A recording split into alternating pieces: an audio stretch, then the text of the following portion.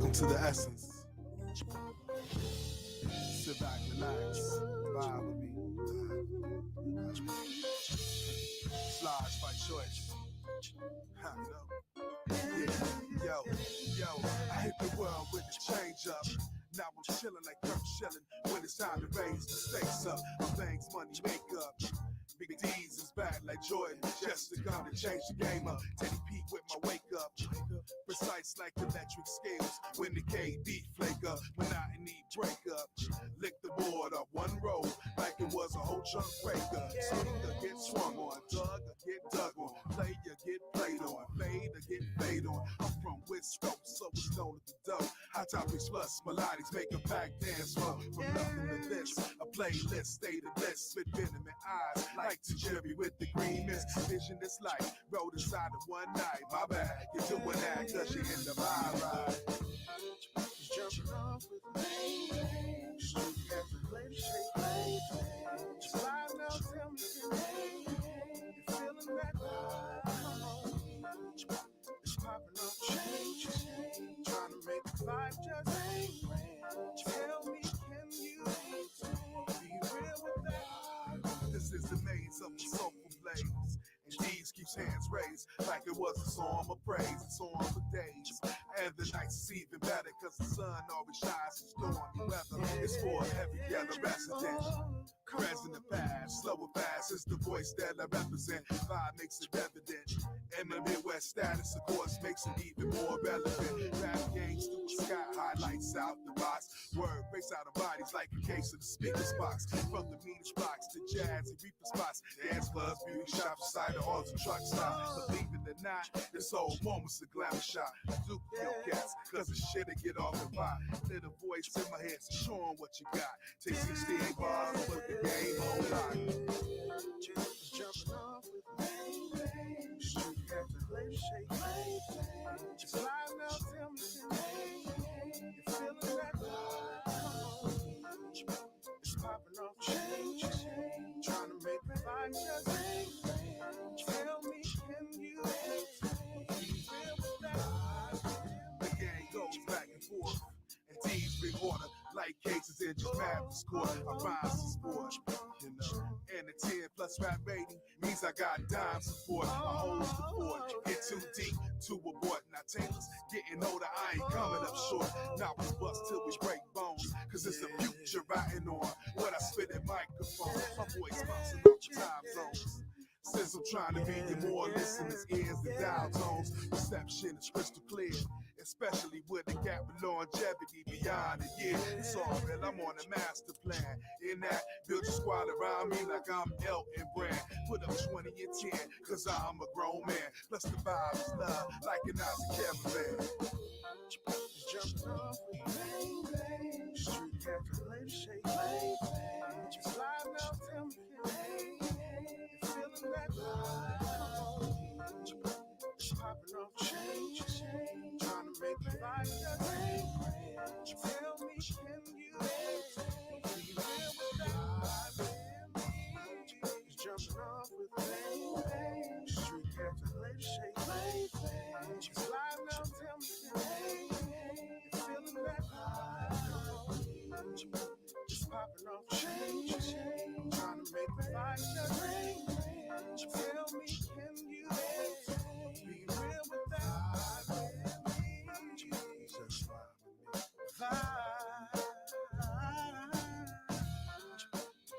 with me, yeah.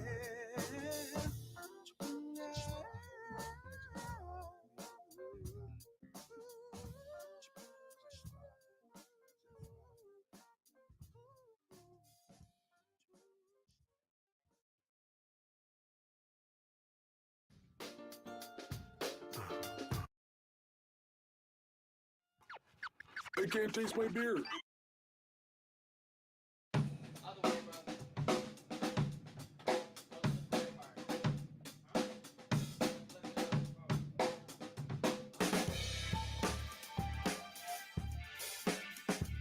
Oh, karate, we need to tell us a bedtime story. Yeah. All right. You kids get up to that. All tucked in. Yeah. wore pajamas and live life slow. Witness a baby about 83. Said to himself he wanted to be a fly MC. Then he walk around with all these rhymes in his head. Sometimes he couldn't believe all the things that he said, but when he went out to pick a rap, they even said he was too whack or maybe he was too flat. Deep in his heart, he knew they were wrong. Then he head back to the lab and he sit and write a song. Wrote another and another for the sisters and the brothers. Had jams for thugs and had songs for lovers. People recognize him wherever he bust, but they wasn't feeling him cause he wouldn't cuss. So was the drama, so was the glory. This is just the beginning of the ghetto story. So ghetto, child, just keep on dreaming. You know you're gonna find a brighter day, brighter day. So ghetto, child, just keep believing. You know you're gonna find a better way, better way. Years pass by and he's with his niggas. We'll do years if we stop on the triggers. Drinking wine, Irish rolls and just chilling.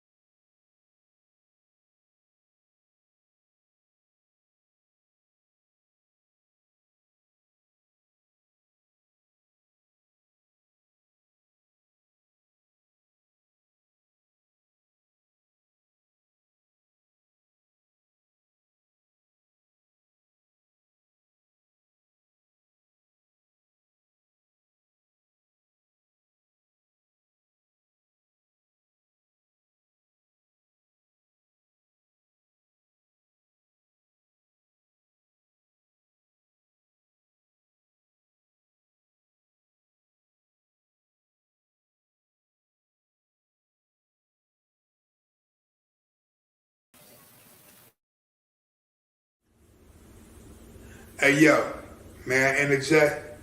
It's about time for communal reconnect. Power of the we in some type of context.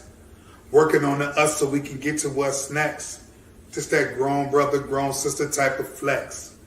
More like soul check, not just collecting checks. Facts, not feelings, is what we got on deck. Take the high road, so this here is high tech. Getting back to the real, the very thing that we hitting on. Pull up or sit down and tell me what you sipping on. Reclaiming kinghood, that is what we getting on. Real headlines is what we spitting on. So, hey now, let's have a conversation. Maybe take a sec, talk on what we facing. Only way to change is to change the situation. How about we break bread now and have a conversation? Hey now, yo, let's have a conversation. Maybe take a sec, talk about what we facing. Only way to change is to change the situation. So how about we break bread now and have a conversation?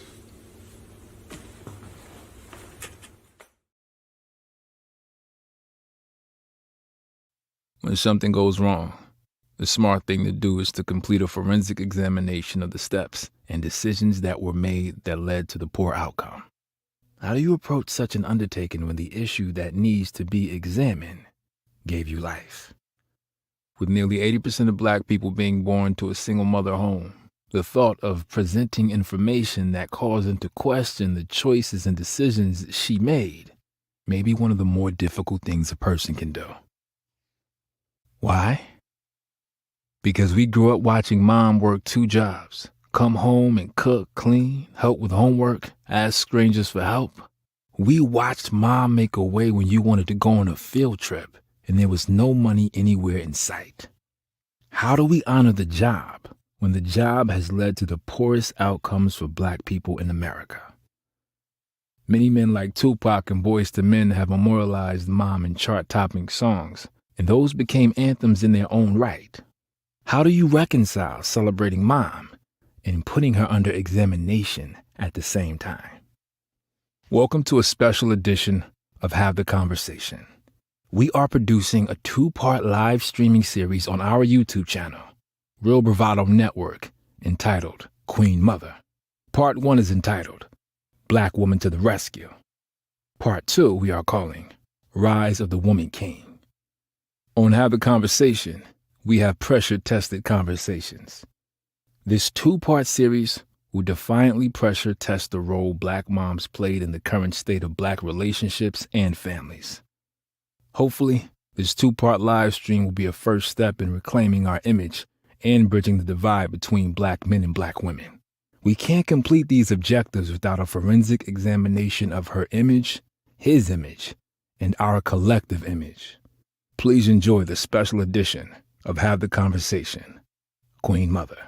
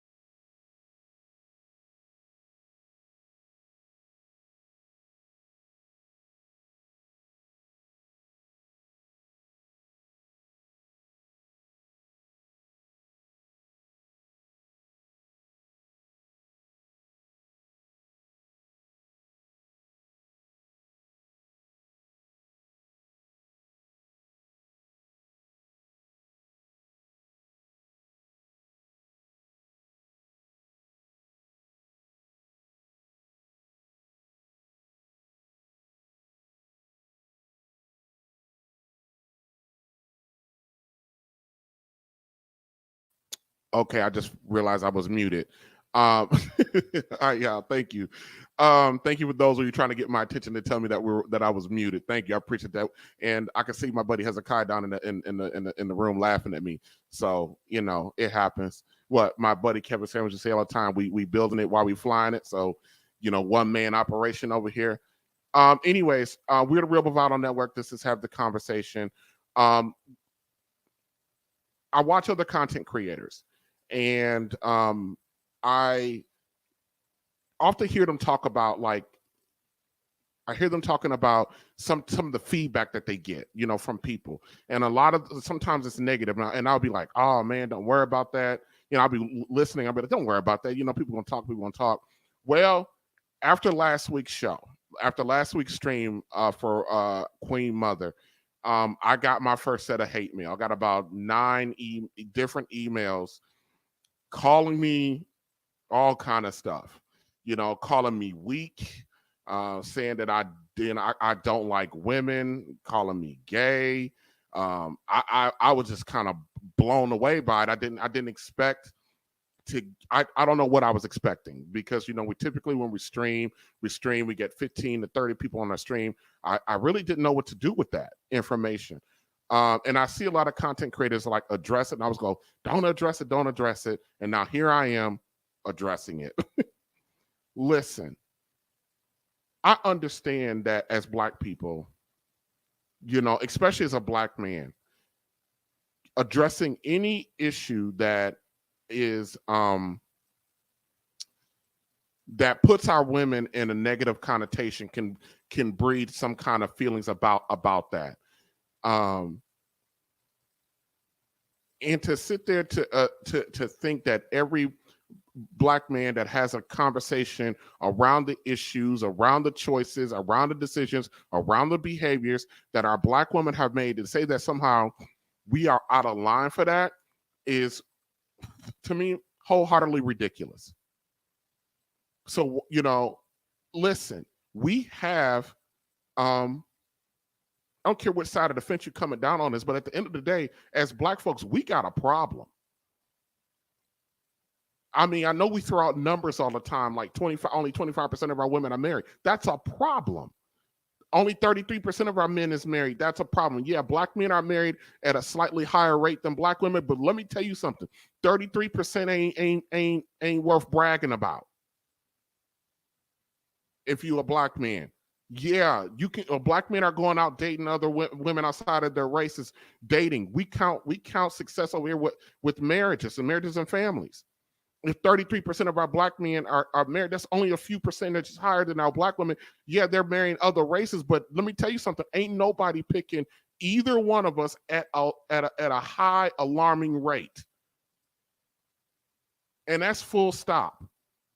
Yes, I want to hold my ladies accountable, the women in my community accountable. Yes, I want them to, examine the choices that they made for, with the men that they decided to give babies to. Absolutely, because that has impacted what we are today as a group. And the fact of the matter is, let's keep it a buck. We are laughingstock in this country. We are a tale of what not to do. And then we get people here because we need to have this conversation. We need to wrestle with this. And we got people out here who got a problem with the fact that we're trying to wrestle with it. Not that I need to justify it. I have 9 sisters. I'm the oldest. I've lost count of how many nieces.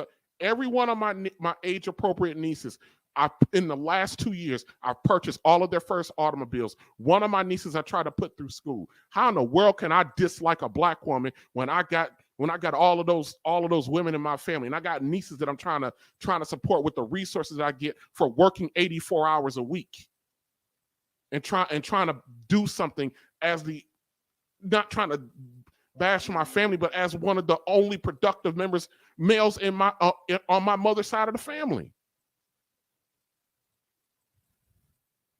So this is a message for any, I don't care if you're a dude, if you what they call a simp, a blue pill, red pill, I don't care if you a dyna-wool feminist woman, if you got a problem with the fact that we need to sit down and have these conversations and have these difficult talks and address the issues and examine them, this is Generation X doing this, making this examination, because we are the first generation negatively affected by it, and we've passed the same garbage on to our kids.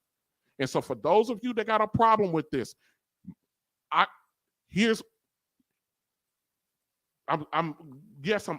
upset about emotional about this, because I care about our people. I care about how we are perceived. I care about what's going on with us. I care about our outcomes. I care about that. I'm watching all of these black women let me tell y'all something. Just in case y'all don't know, black women are the most beautiful women on the planet. Why do you think every other race of women is trying to build themselves to look like you? I don't want nothing else but a black woman. But I want a black woman that's in alignment. And for those of you that got a problem with that, rest in peace, Kevin Samuels. But he has a gesture for y'all that he likes to do. Here we go. For those of you who got a problem with that, who calling me weak because I want to hold our women accountable, yeah, here's what you can do. Go buy a dog and die alone.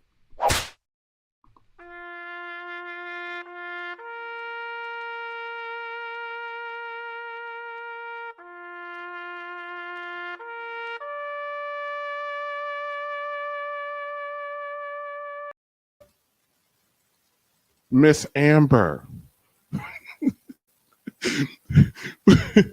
What a way to introduce me. I brought you. I'm just saying. Say it with your chest then. I'm saying it with my chest. Shout out to Biggie. May he rest in peace. Right. May he rest in peace. Welcome to the Real Bravado Network. Thank you for joining us. Everybody, this is Amber Marie Green. She's another content creator, and she also works in media. I'm going to give you an opportunity real quick, Amber. Do you have a problem with what I said? Absolutely. I'm going to give you a chance to introduce yourself to our audience. Tell us about yourself a little bit. I know you work in media, but I don't know exactly what you do. And then kind of talk a little bit about how and why you decided to start your own YouTube channel. Well, hello, everybody. My name is Amber Marie Green. I am 39. I am single. I have a son that's going to be 14 this Sunday. I am a professional photographer. I've had my own media business for the last 8 years. I consider myself a photojournalist. I'm actually considered an international photographer, as I've been published all over the world. Been featured in Forbes 9 times, Good Morning America, E! News. I've done work for McDonald's, the NBA, and a lot of other major publications. But my passion is photojournalism, as I am from the South Side of Chicago, who the iconic Gordon Parks is from. So my passion is telling stories as a digital photographer. I do a lot of also work as a media director. I spearheaded one of the largest owned Black-owned tech incubator in the nation. I was the media director, where I spearheaded a team of the best videographers, editors, copywriters, to tell the propaganda and the story about Black and brown kids and adults that can get into the tech. This was between 2015 and 2019. And since then, now I work with a lot of clients, but also work with a lot of corporations and try to help them get in front of their own narrative. I joined a couple podcasts here on YouTube. I started kind of becoming in the red pill space. I joined a couple networks and podcasts and just spoke on issues that were important to me. But how I transferred over to doing my own YouTube channel is I do a lot of live broadcasting on my Instagram. That's where most of my fan base is. Because specifically, well, those who know me, I'm very passionate about the narrative and imagery when it comes to Black men. Me personally, because I was raised by my dad and I have a son.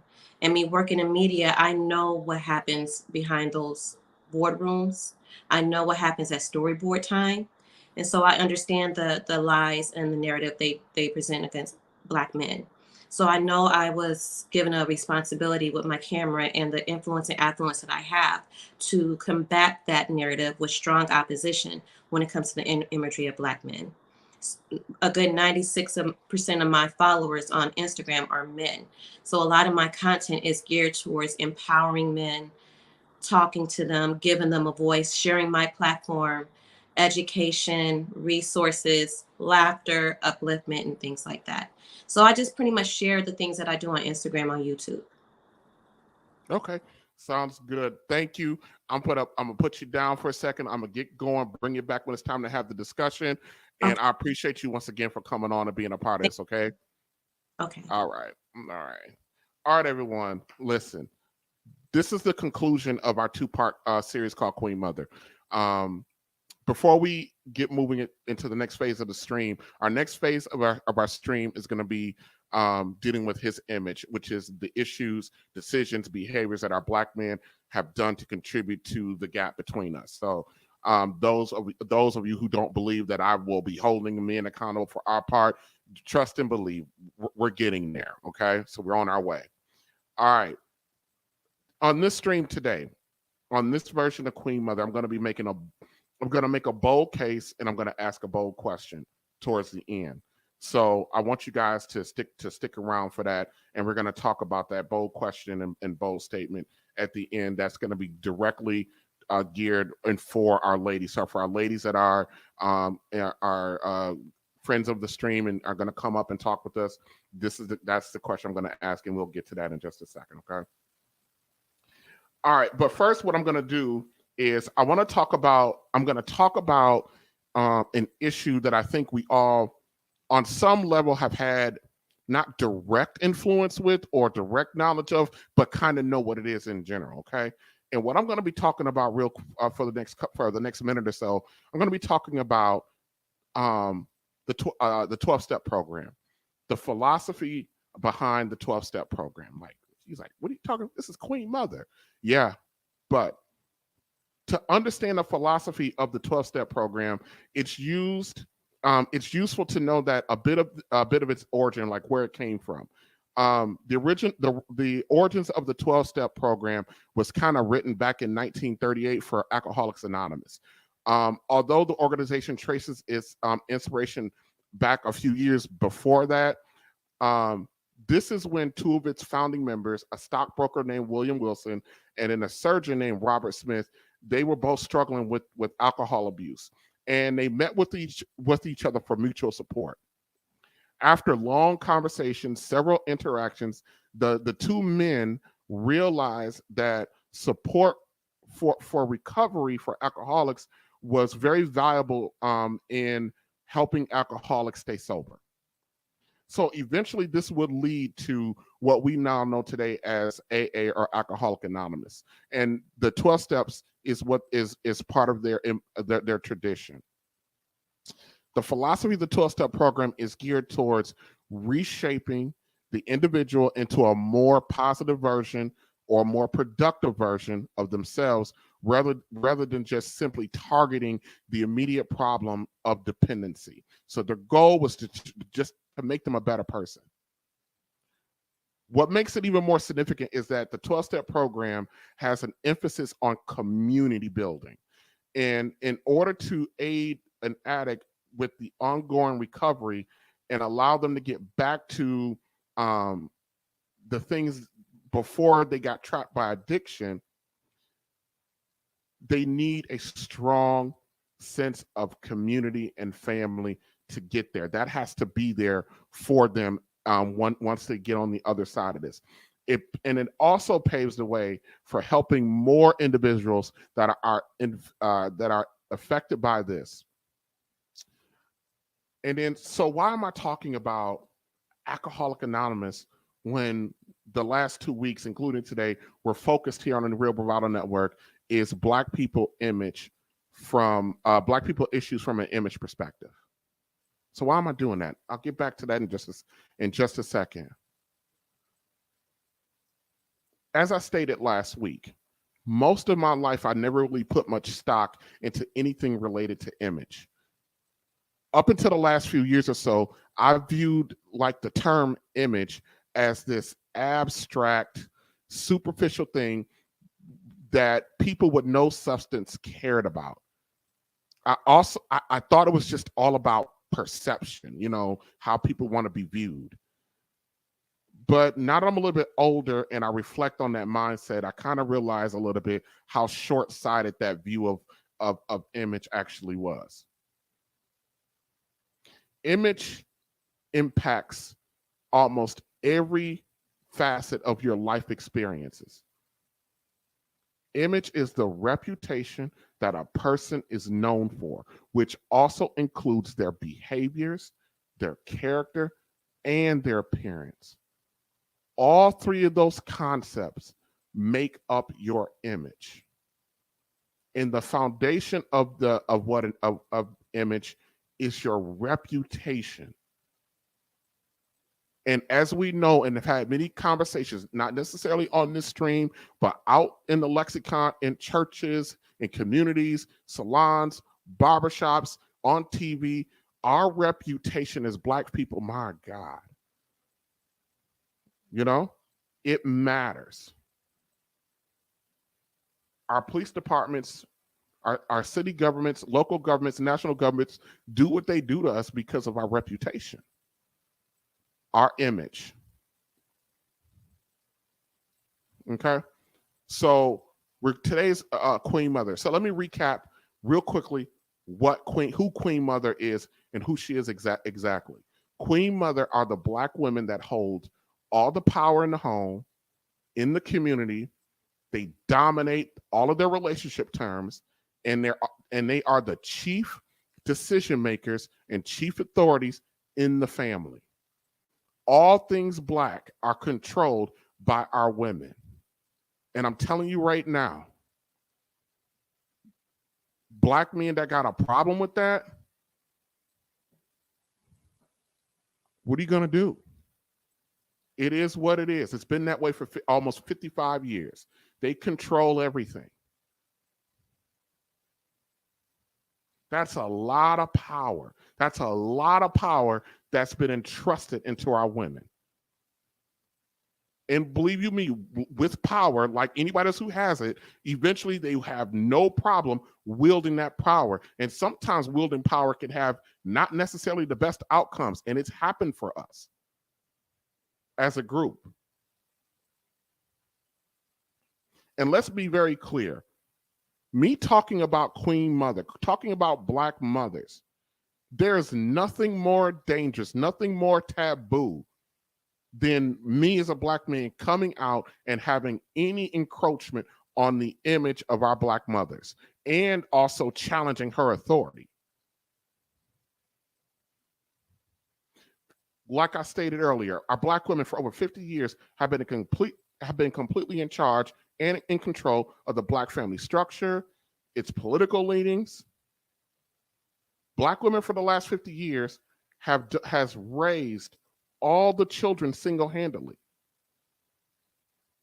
I don't like to say this. I'm not comfortable with saying this. But because our Black women have been responsible for raising all of us, should we hold her responsible for the outcomes of that? I made the statement, I asked the question last week. If Queen Mother is provider, protector, if she's leader, chief decision-making, chief authority, if our mothers are simply, essentially at his bare bones, the man, then what the world does that make me?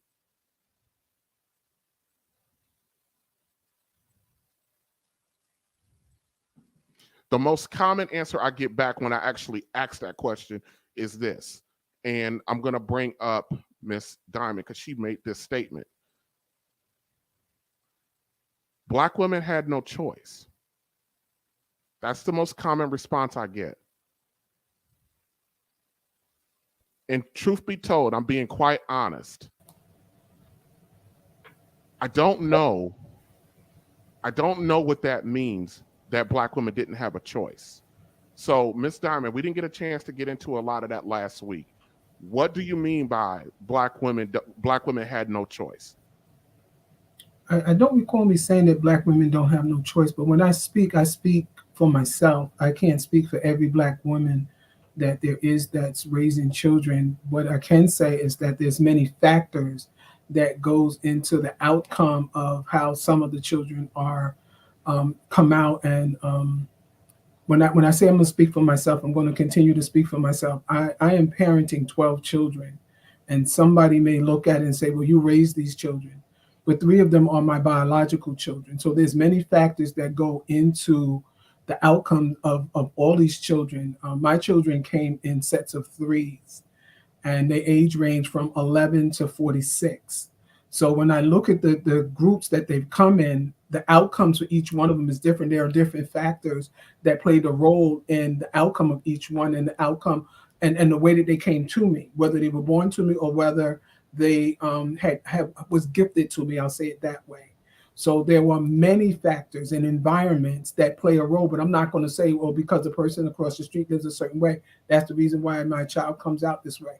But there are systems that's also involved with these factors. So there's a whole bunch of elements that play a major role, and we can't just pinpoint one. So I won't continue to blame the father, to blame the mother. It's a system, and the system includes the family as well as the system that we all know of that plays a major role in this. So to continue to say that this one is at fault and that one is at fault, we're going to be continuing to run around and take the blame or want to blame somebody else for it. I can only talk about what's going on in my home with my children. And again, I have them in different sets of 3s. And the factors that came with maybe with the older ones before I even had children are much different than when I started having children. I even listen to my children when they talk to each other. Oh, you're very lucky because this is that way now, but it wasn't like that for us then. My life was different then. Yep. So it plays a major role in so many different things. You, not you as the person that I'm speaking to, but an individual may look at me and say, well, you should be ashamed of this, or you don't know anything about me. You don't know what I've come through. You don't know how far I've come before you can start blaming me or saying anything about me.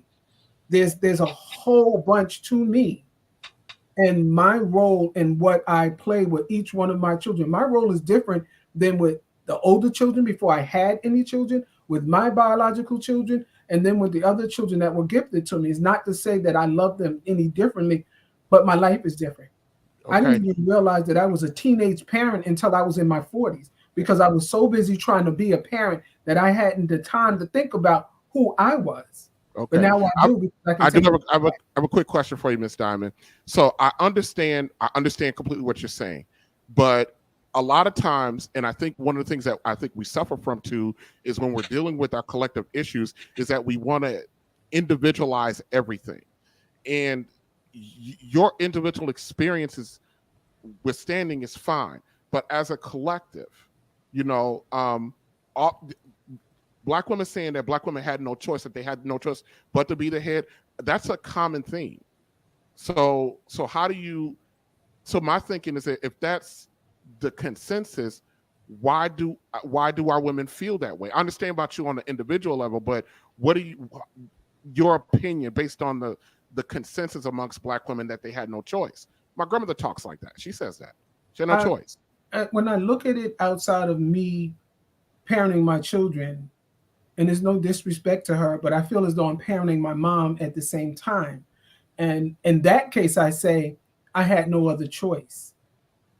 to take care of my mother or to take on certain types of roles, because I'm not going to let my mother be without or to do without. So I have no other choice. I'm not going to just continue with my life and just let her sit there. Yeah. And especially at her age. So I would say that in that way, I had no other choice. I'm not going to wait for you to come take care of my mother or for the next person to take care of my mother or to take care of those children. When we continue to say it takes a village, am I excluded from that village or am I included in that village? So I have no other choice but to be a part of that village. So we don't have any other choice. And it's not just about Black women. Anybody don't have a choice when it comes to a village.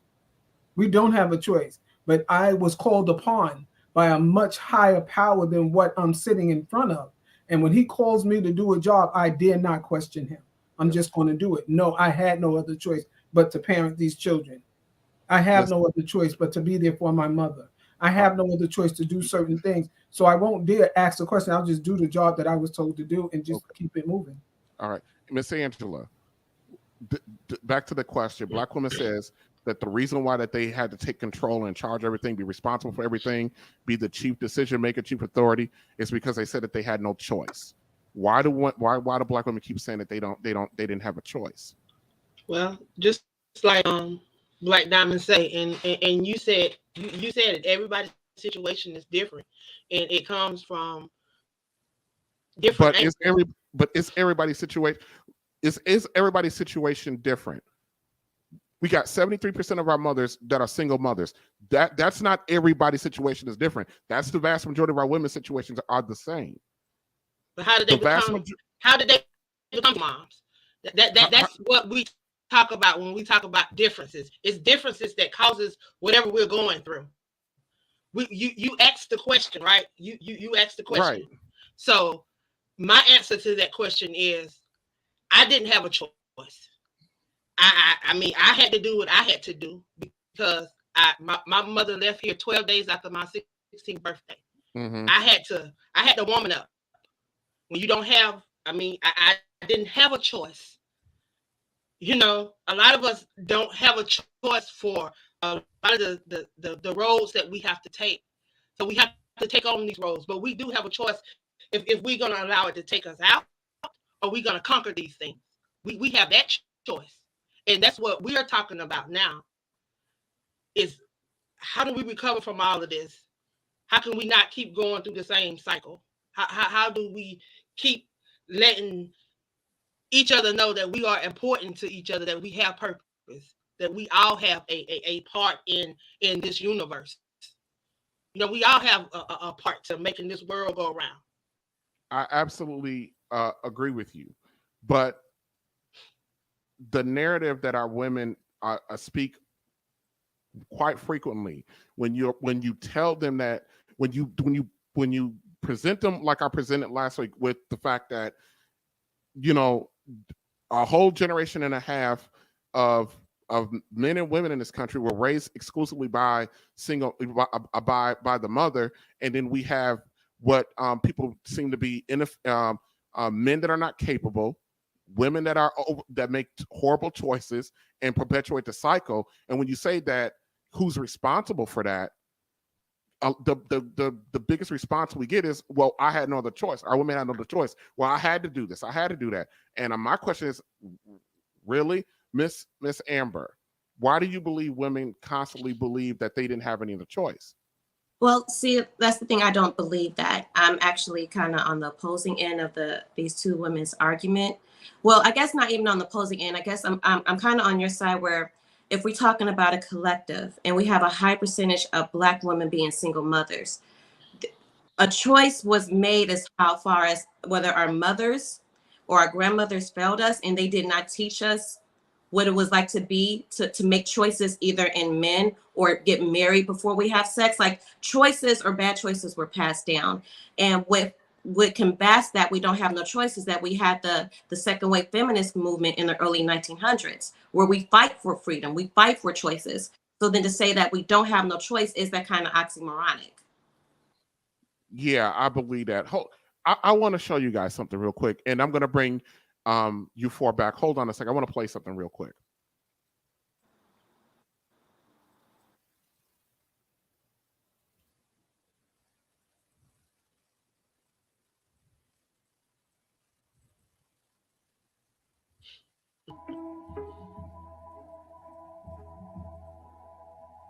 My relationship with Pruitt-Igoe was that of a research assistant. I went to Washington University to graduate school in 1964. I was working on a National Institute of Mental Health funded study on social problems in public housing. My role was to study women and girls in Pruitt-Igoe. I was 20 years old. I'd just gotten out of college. Some of the girls were 18 years old, and I was 2 years older, but yet my life was vastly different. As time passed, I did wonder, would my life have been similar to that of the girls had my parents migrated from Mississippi to St. Louis? Would my opportunities have been different? I guess to put it bluntly, I never saw the people in Pruitt-Igoe as that different from the lives of poor people I had grown up with in Mississippi, except for one thing: the strong, tightly knit communities and families in which I grew up had begun to shatter around the people who were displaced in a northern city with few supports. And the policy and the housing authority was to move the poorest of the poor, the most dependent families, to Pruitt-Igoe. Before we moved into Pruitt-Igoe, the welfare department came to our home. They talked with my mother about moving into the housing project, but the stipulation was that my father could not be with us.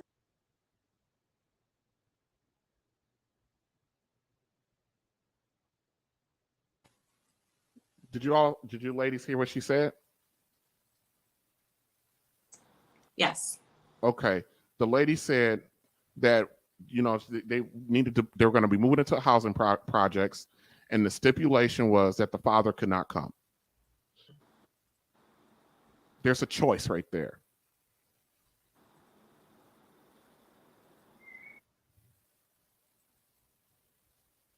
The choice is not go into the projects, stay with your man, help him figure out a way, or go into this housing project and you lose him.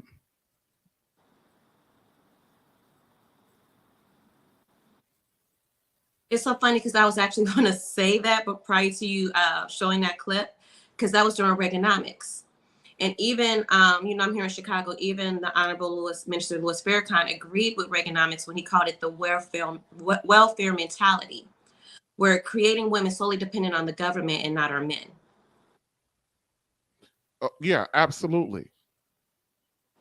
And I hear all the time that there wasn't a choice. Sometimes the choices we have are not good choices. We got to make a choice between the two. And one of the things I want to mention is, here's the choice.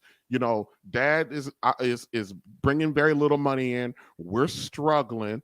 This entity says that at least there's some kind of housing and food stability, and then you choose that. But you choose that and you're still struggling. You're still struggling. You're still poor. You're still hungry. You still don't have the resources. But the thing that's supposed to be the structure of the house is no longer there. So choosing that was that I don't understand. And I'm gonna be real with you. Me, Amber, we weren't the generation that had to make that choice. We're the products of it. So I can't sit here in fairness and say that I could understand what that decision is. And you're dealing with a mother looking at her children, and ain't nothing. If you ever seen a mother in anguish over a child, that's something as a man, you don't, it tears you up to see that. But other communities, when presented with similar opportunities, their mindset was, it's us, we'll figure it out. That was their mentality. The farmer's wife and all this, that they were offered very similar key, especially during the fall and winter months where they can't make any money, they can't grow anything and stuff like that.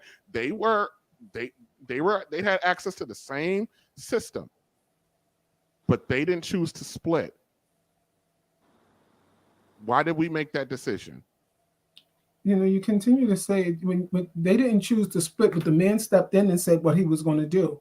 And then when you get to the African Americans, what is the man saying? Is he saying, well, that's the best thing to do? You go ahead and do that while I walk away. And maybe he's living with somebody else who may seem to have something better too. We keep grasping at straws and looking at maybe one incident here and one incident there. But then when you want to make a point, you look at it by saying just what you said by, oh, when you look at a different population, they had the same opportunity, but the man stepped in and said that. Well, the African-American man could have did the same thing, but maybe he walked away. So now she has no other choice. We don't know what's going on in everybody's house or any households to say what that decision was. We look at television shows, and I believe somebody mentioned last week about Claudine. That was a show. And yes, sometimes those things do happen. But where is the man saying that she has no other choice if I step away? Or maybe I can make the choice by doing this so I can keep my family together too. How long should she go without and her children go without before he makes a decision? She can't continue to sit around and wait for him to make a decision when those children are hungry, when they're cold. You have to look at each case one by one. You can't just take it and group it all together and say, well, she made that choice. She made that choice. It's not just she making the choice. He's making the choice too. I absolutely agree. And I'm going to get to that at towards the end about his choice. But the fact that I'm here, let me finish playing what she said, because it actually reinforces your point. Hold on a second.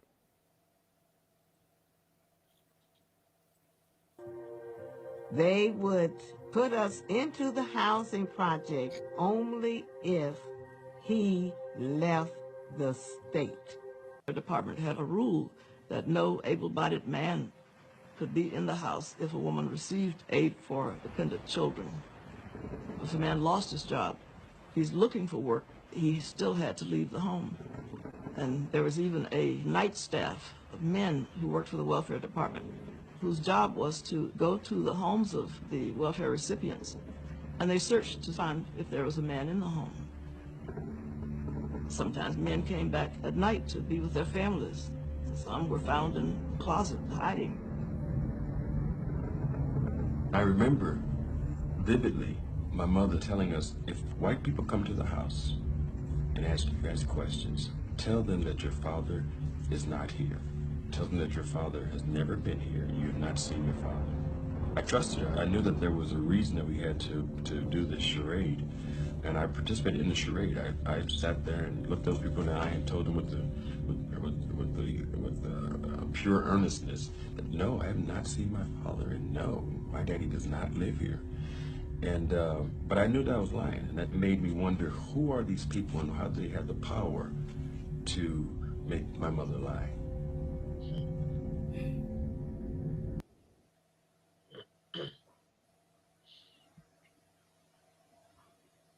To your point, Miss Diamond, with this lady and her family, that the father and the mother talked about it, and the decision was for him to leave. The decision was made, often jointly. I actually, Miss Diamond, agree with you that, and I'll say it at the end because I actually have a little thing about it at the end of the stream. Our men left, and our women didn't put up a fight to stop them.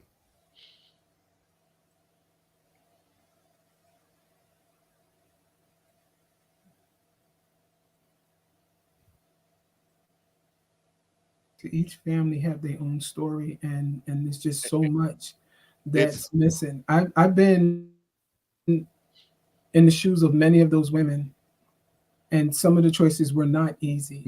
Before I even had children of my own, I had to go through certain systems, and they had to dig all into me about things, about the fathers of these children. And the children weren't even my biological children, but they wanted to put a father picture in the place of there's an absent parent. There's absent parents, because I wasn't the parent of any one of the children. I didn't have children at the time. I wasn't an unwed mother, but I was parenting. But they didn't look at it that way. They still looked at it as an absent father. So the system had cracks in it from the beginning. And there's a lot of things that a lot of people are not saying or not taken ownership of for various reasons that's happened back then, and that's probably still happening now. Yeah, absolutely. And here's absolutely that we're not saying things, but you keep saying that it's all an individual thing in individual families. This happened to hundreds of thousands of families. Didn't happen to individuals, because we didn't get to this rate because a few individuals chose this. This was chosen in mass with us. The decisions were made in mass. Not, yes, we have individual circumstances, but we all of these individual circumstances made the same decision. I still beg to differ. We're looking at it because we're at this point. Yes, but when you say that it happened in mass, it was set up for a group, which was an individual group that it started with. And when they felt as though that individual group responded in the way that they wanted it to, so it continued to work into someplace else before it became that mass. So it was an individual group that it started with. Mm-hmm. And it goes back into several different books. And several, the books may say one thing, but reality says something else. They're going to present to us what they want us to hear, but you have to actually be there. Now, some of the women that were speaking and the gentlemen that were speaking, there's a lot of truth to it. But again, it still is individualized. Okay. Guys, you are chatting in the private chat. I can't do nothing with that. If you guys are going to put something up in the chat, put it in the public comments, not the private chat, because I can't do anything with that. Okay.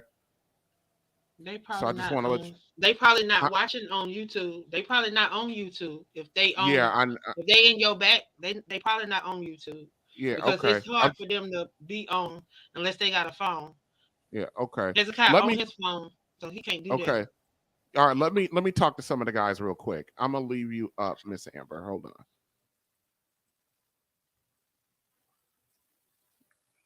Mr. Frederick.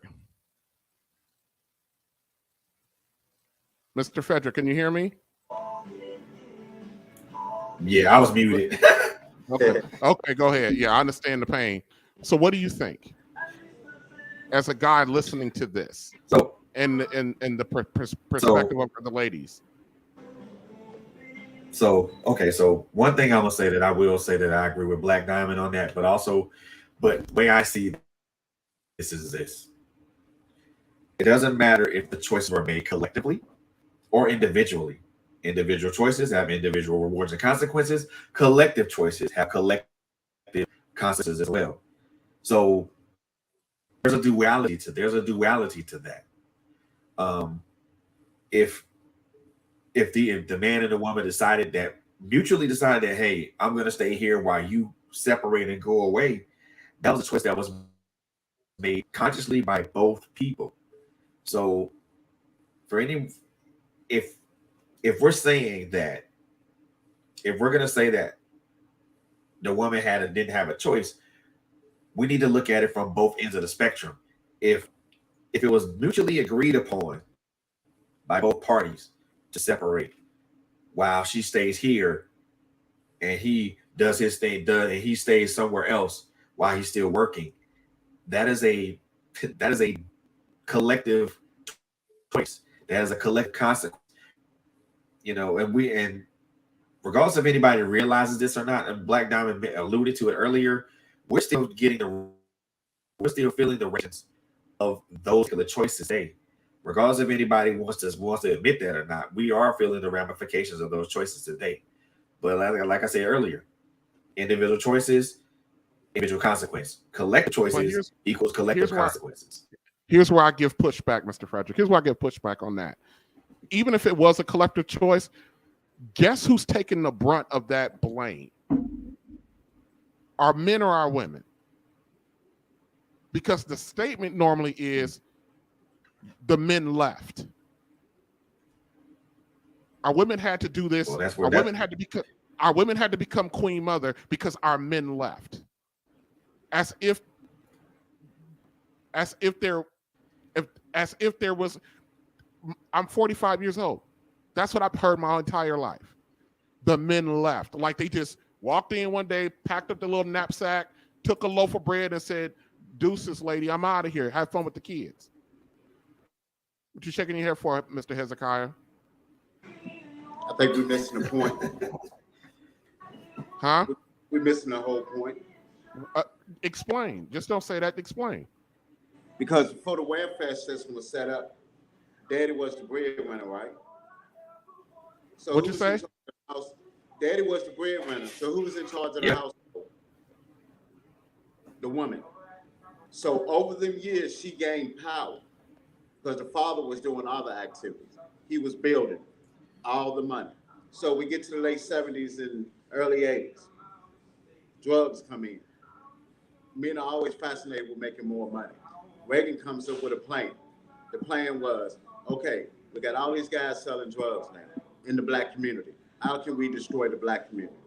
We set up the welfare system. Boom. The woman has gotten power now from the earliest because the father was at home. No, wasn't at home being the breadwinner. So now we got the welfare system set up. Boom. Black fathers get locked up. Now we have where the black woman, the mother of this young girl who's pregnant by a guy, the mother may have been done wrong by this guy. So the daughter grows up. So the mother is in a state of mind. She now controls the daughter who's pregnant, who now has a child. The same way that she felt her pain, she's going to use that to control her daughter. I've seen it happen, and I've seen how a mother can control a child. I don't understand how we're missing the point when we're talking about they said a women choice. didn't have a choice. What you say? We said women didn't have a choice, right? They did have a choice. I'm not saying women didn't have a choice. I'm saying that that women in general make the statement that the reason why they've ascended to the front and head of the black community and family is because they had no other choice but to do so. No, they had a choice. The world wanted the women to be in front. The thing is to put the black man down so he can be extinct. So the easiest way to do that is get to the black woman. And they had a choice. And in the household, the easiest way to do that is get the black man out of that child's life. Okay. And when that woman goes to raise that child, he needs a father figure in his life. Okay. Miss Amber, you've been a little silent. What do you think? I'm thinking historic. Oh, I'm sorry. Hold on. Sorry, go ahead. Can you hear me now? Yeah, go ahead. I'm sorry, that was me. What is interesting, back in slavery, during our ancestors, they were married. Legally, obviously, when they weren't slaves, but after the 19th Amendment, getting legally married was their first civil right they can exercise.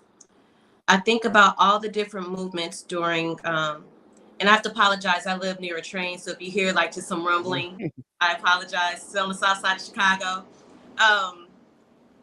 Leading up to that, I'm thinking to Black Wall Street, Freedom Fight, Civil Rights Movement, Black Panther parties. Women were the backbone as they supported their men through different eras and different times in history. The reason I specifically bring up Reaganomics, because that bill with him trying to cut taxes, fight inflations, richer got, literally that was the beginning of the middle class dissolving and the poor got poor. And that's when literally and I love that you showed the video as evidence, that's when the demise of the Black family, I believe, and I could be wrong, and I'm not above reproach, that's when it began. Mm-hmm.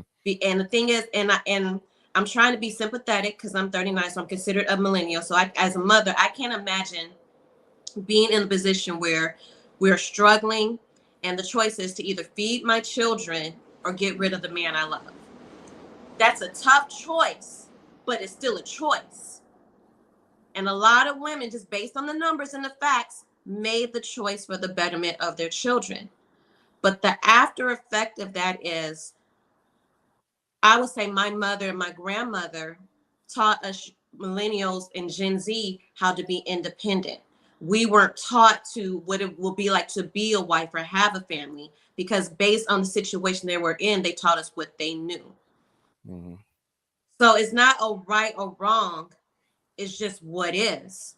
And like you saying, we are the aftermath of it.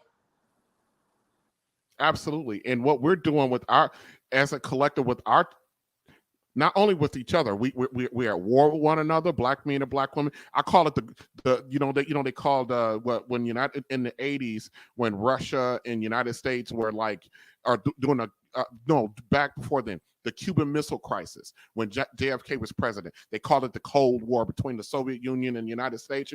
They were doing all of this tension building, all of this spying going on, all of this peacocking and gesturing.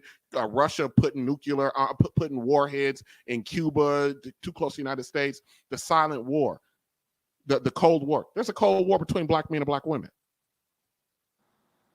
and we're lobbing bombs at each other, and have been for a while now.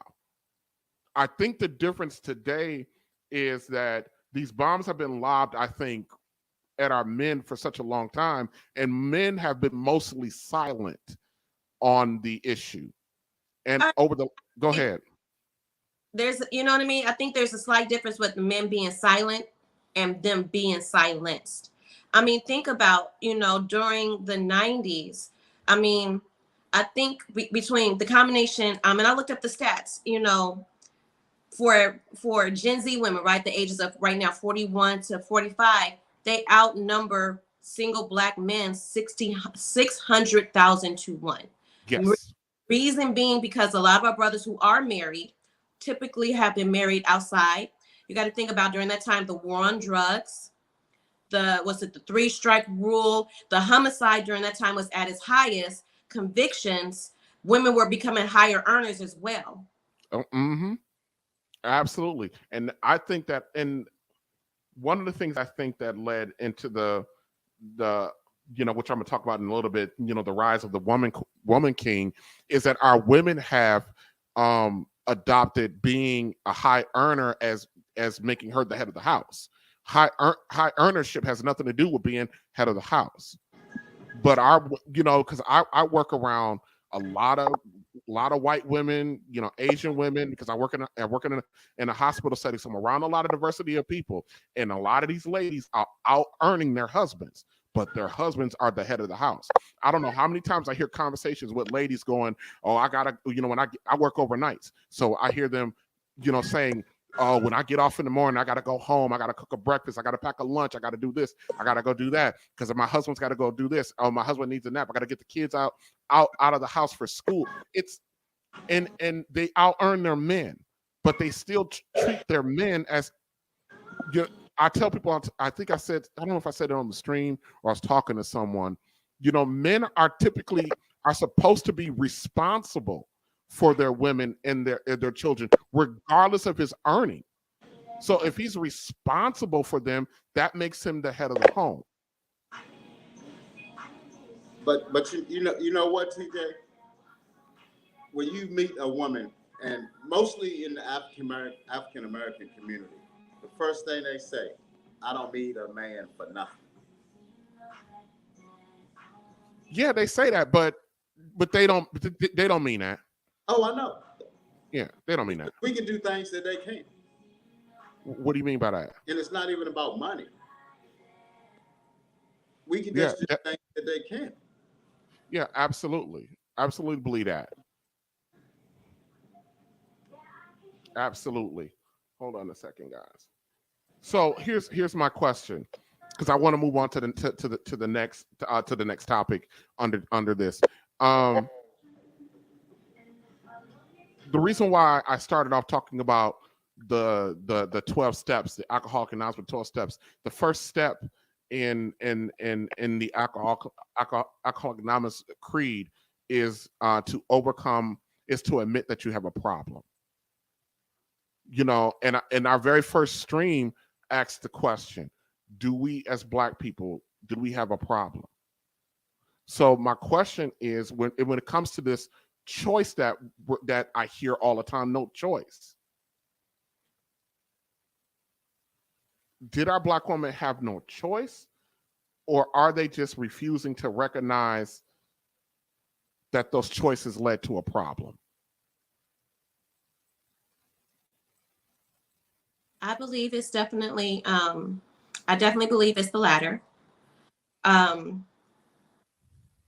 We can't deny that just because of historical factors and systematic racism, we were put in different difficult decisions to make choices. But even then, there is a level of self-accountability of realizing the way we're operating is not working. How is Black women one of the most highest earner, and a lot of us are not married? There's a problem. And until we can fix the symptom, we got to diagnose the illness first. Absolutely.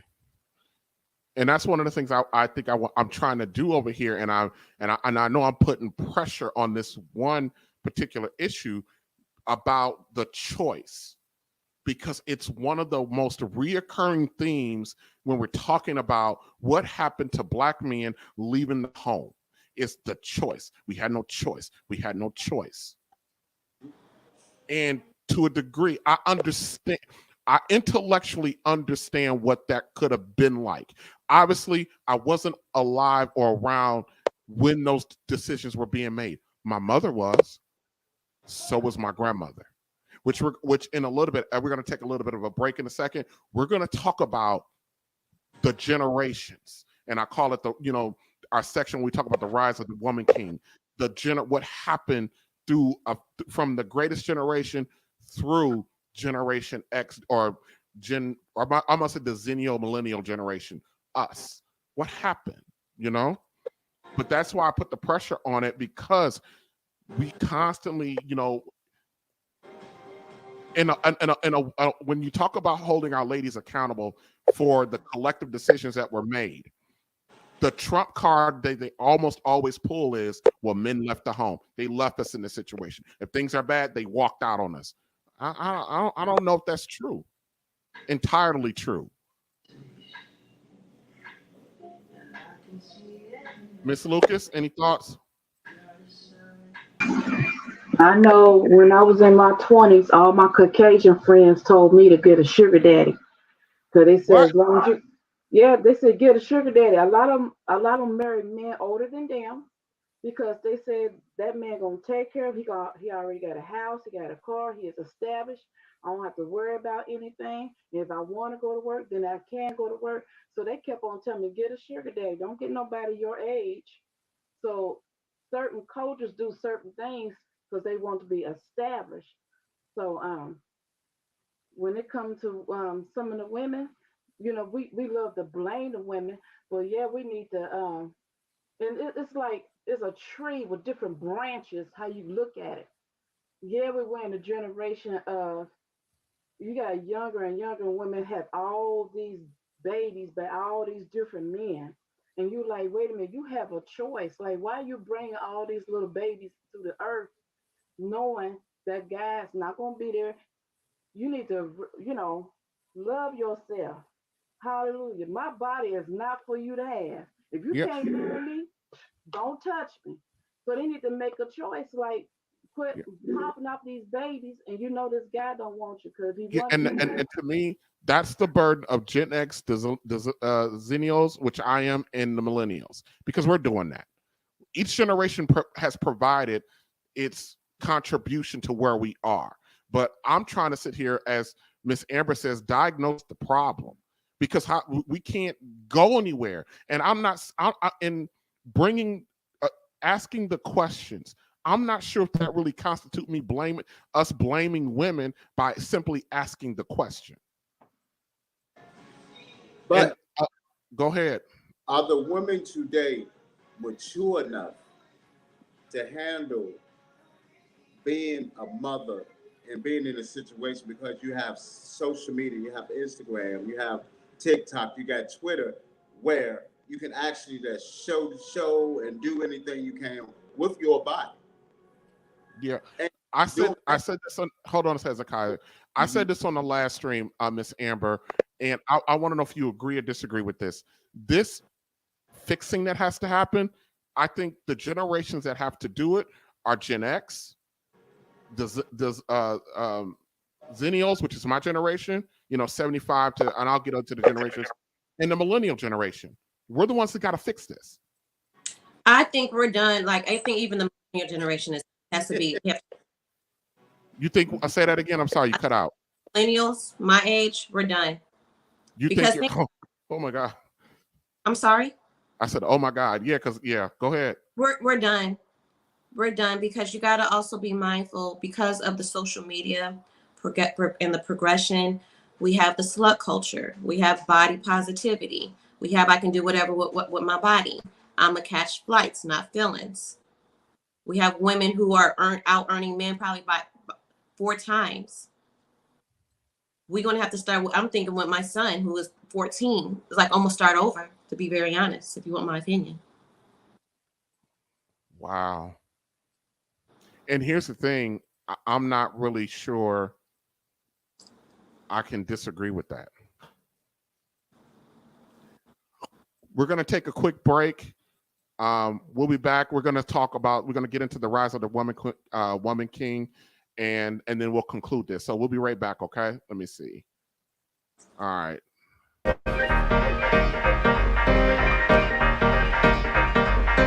That's that Babe Ingram right there, man. And when it all fall down, lay forward. Hard to see forward, no longer ignore it. Some folks talk value about the statue, but when our lives seem to have more value, we come in peace just to get some peace. A cry for justice pouring out in the streets. Should strike a nerve when you see this reality. Through this BS, yo, we just want humanity. From a code of mama, don't raise no fools. Now I'll be doggone, it's time to change the rules. Cause the only way we gon' deal with these problems is to come up for those held down on bottom. Touchy is a subject that need to be touched, but when we speak up and say we doing too much, and if you say that you don't get what this about, we ask for a hand up, not a handout. So let's talk about it. Let's talk about it. Let's talk about it. Let's talk about it. Let's talk about it. Let's talk about it. Let's talk about it. Didn't wanna give us a book, so we had the book. With all the systems of hate that us stole the book. Now we just been saying it's not a good look. Started to catch it on tape, post live on the book. So what's finna happen now? It's all on the table. Tired of the lies and we tired of the labels. Before we get a chance, we always under aim. They say we play the card, but this not a game. This is the breaking of invisible chains. You dig our fame, but you won't dig the pain. Through all the mess, yo, it's time to invest. Access alone will alleviate stress. Major concern is these babies can't learn. When given a turn, then we all can earn. At the tipping point, it's time for the turn. This ain't revenge, just justice we yearn. So let's talk about it. Let's talk about it. Let's talk about it. Let's talk about it. Let's talk about it. Let's talk about it. Let's talk about it. Let's talk about it. Midwest living make it hard to live. How you remain positive through the negative. The great migration, subliminal frustration. It's like we moved up north to a new plantation. Some do their best just to kill our dreams. Like no white tees, caps and sagging jeans. Why don't you go and just say what you mean? No place for us, so we can't have a scene. We need black spots like we need black props. More wealth in the hood, more black shops. More health in the hood, more black docs. More black Wall Street with more black stocks. More thriving, build it up with all black blocks. It's about time like it's all black clocks. It's about time that we even it out. Seem like we got some things to be talking about. So let's talk about it. Let's talk about it. Let's talk about it. Let's talk about it. Let's talk about it. Let's talk about it. Let's talk about it. Let's talk about it.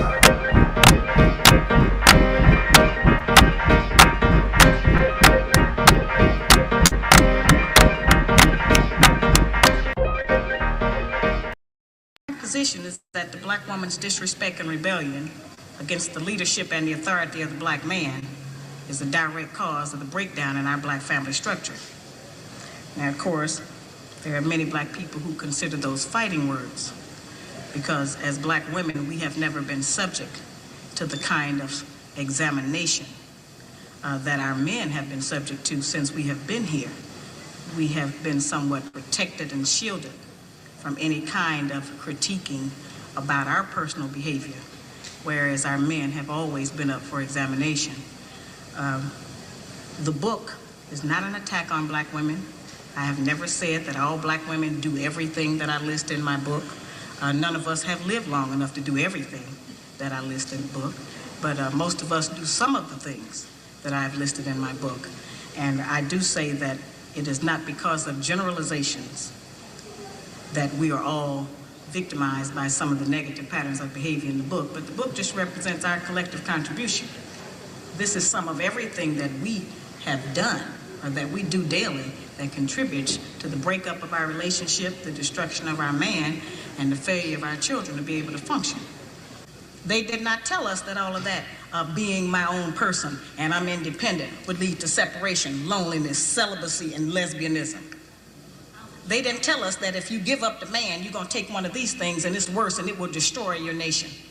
They didn't give us that information. They made us think that it was some kind of glorified position to brag about the fact that I got my own job, my own credit card, my own car, so I don't need no man. I don't even know how we got that mixed up. Ain't none of that got nothing to do with being with no man.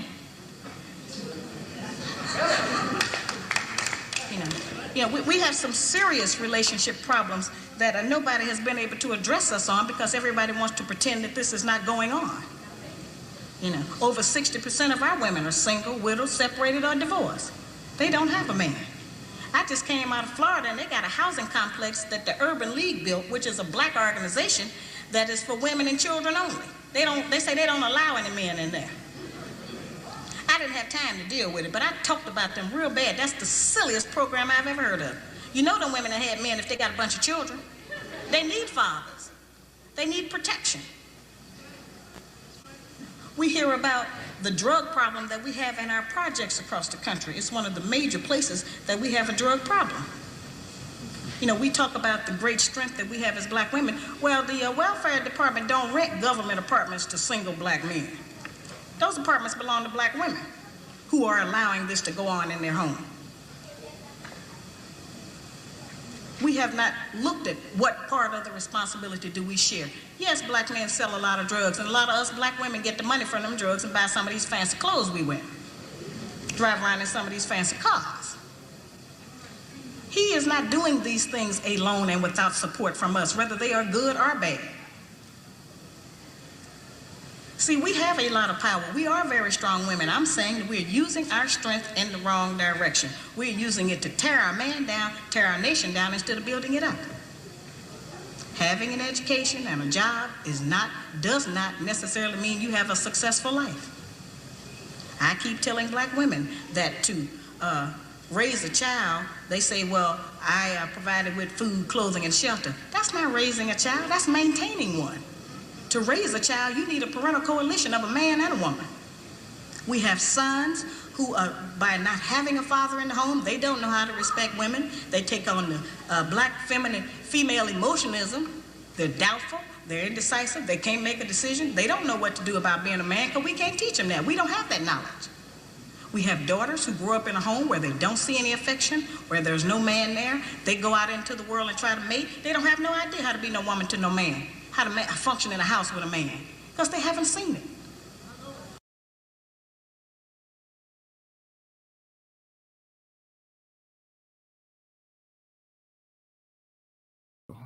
Okay, Miss Amber. Yes. Hey there. I want to, before we get moving into the next section, I want to kind of circle back to why you think our generation shouldn't, that we can't fix it, that we're done. The battle, I know like platforms such as yourself want to have the conversation because like you said, we want to figure out what the sickness is so we can cure it. But a lot of these conversations in these spaces is just the battle of the sexes. And I ask a lot of people, do you want to be right or do you want to win? For me, winning is figuring out what the sickness is and finding a cure and a solution and a call to action. But a lot of times because ego, and we talked about this earlier, when ego comes into play, people want to be right. We're not talking to each other. We're talking at each other. Women blaming the men, men blaming the women. Women don't want to take accountability. Men probably don't know how the best way to express themselves because they've been silenced this a long time.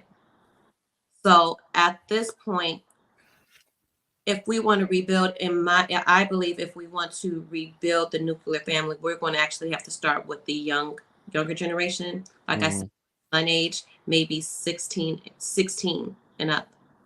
Okay. Here's my perspective on that. I don't entirely disagree with you at all, but here's my perspective, and here's why I say our block of generation, our 10-year block needs to do this. Right now, our group, the millennial group, we're the largest unmarried group out there. Mm-hmm. We also have the highest rate of single motherhood, Mm-hmm. you know, and we have the highest rate of absentee men in general. I'm not going to say absentee fathers because there's a study that debunks that. This is why I say we got to fix it. Those of us who are having these talks, me, on these different platforms, they're talking about each other. You have, female, what's her name? Chantel Simone. Is that her name? Not Chantel Simone. I can't think of her name. The African lady, I forgot her name, but she's single. You got the Crimson Cure. You got a lot of ladies. You got a lot of guys out here that are doing this platform, that are in our age group having these conversations. Well, those of us that understand this, we need to connect. We need to get together. We need to marry. We need to teach the next generation.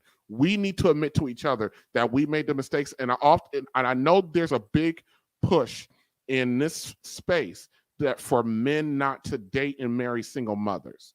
And if you are a Black man, to a degree, I'm about 80% there too. But here's my thought on that. If I'm a Black man, I want a Black woman, right?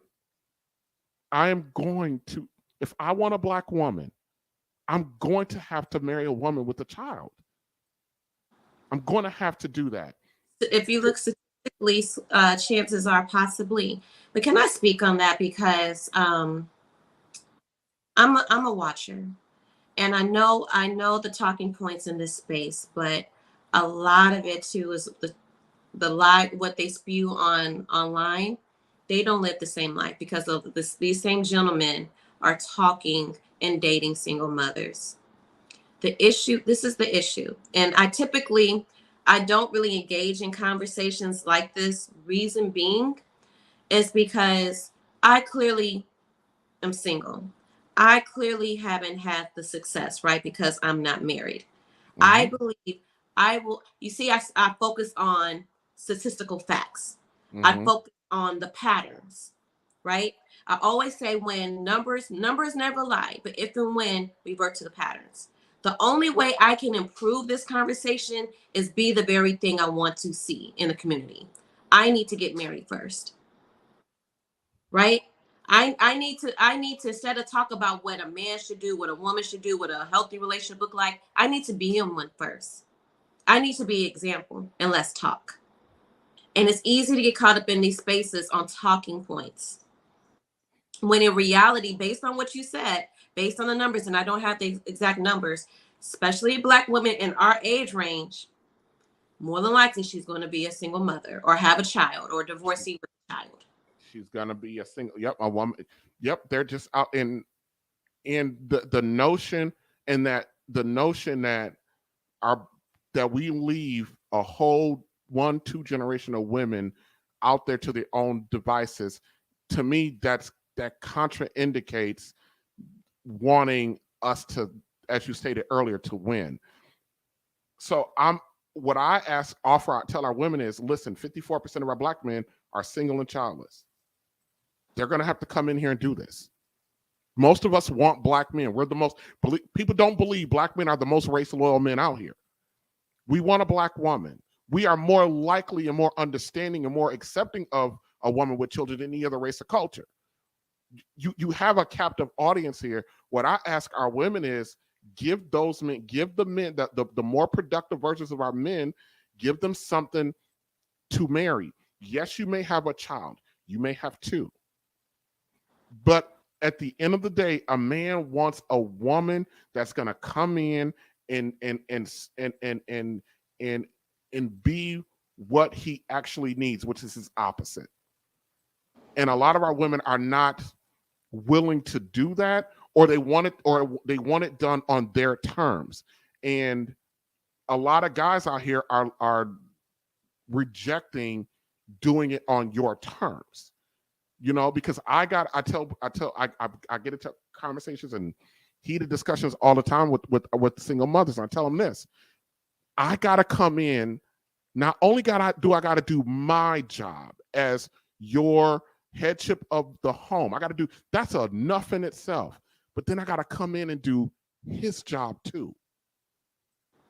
And I'm not saying that a guy should, you know, that he should be arrogant about it, but he should get something for it. You know, you should be more open and more deferential. He should get more because he has to do more. And this is how I tell a woman. I say, okay, let's just say you work in an office. You're a secretary. The lady next to you is a secretary. You guys do the same job. But then all of a sudden they give you more. They give you double the work to do, but keep your pay the same. Well, you know, I have a friend. I have a really good college friend who is, you could say, is considered a high value man based on, right? My age, 39. And he said, Amber, the reason I am not quick to get married is because I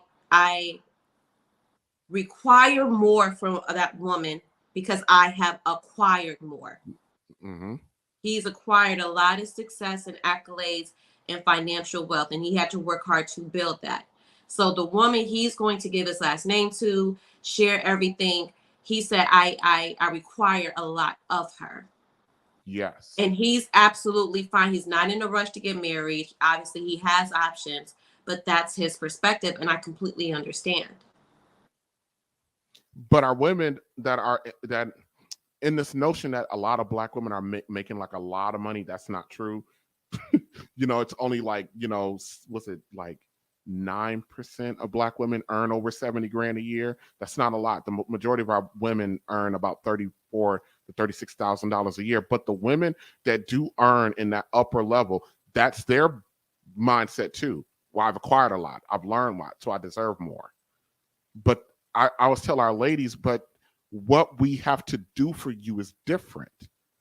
Has nothing to do with your level of money. You know what we have to do.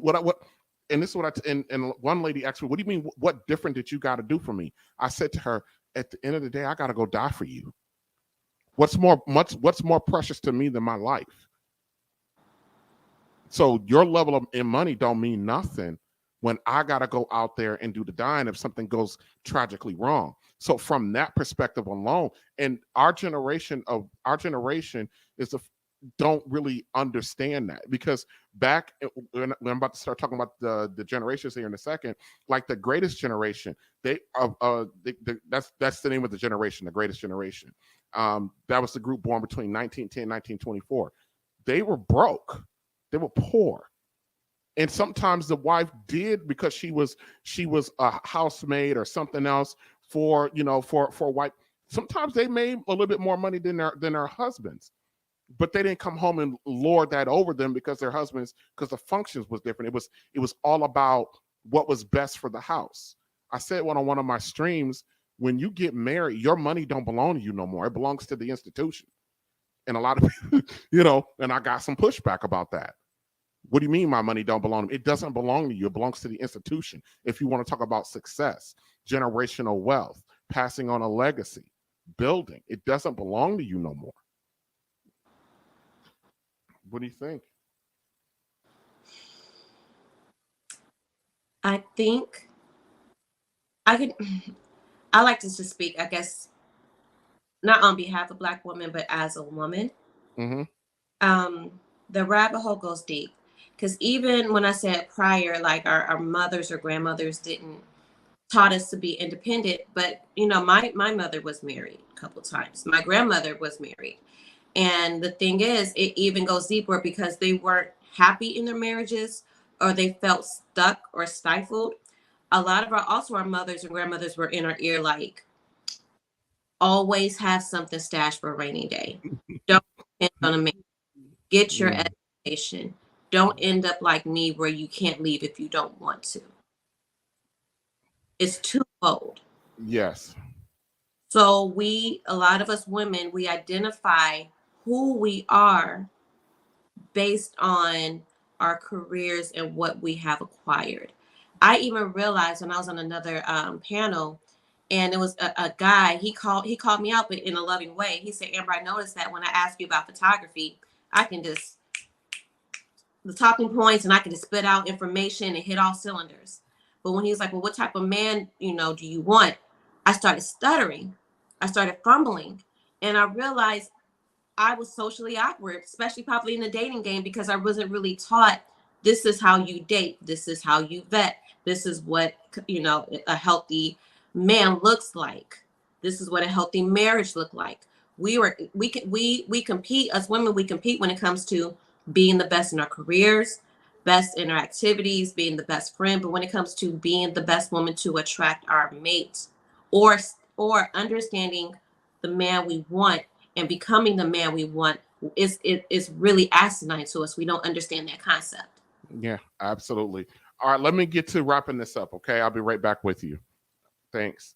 All right, so let's start with we're going to talk a little bit about my opinion about how we got to the whole Woman King thing and why that, and everybody, I think everybody knows what the Woman King is, that movie that, and black men lost their minds when this movie came out, and rightfully so, having our women being called kings. But let's start with the Greatest Generation. The Greatest Generation was the group that was born between 1910 and 1924.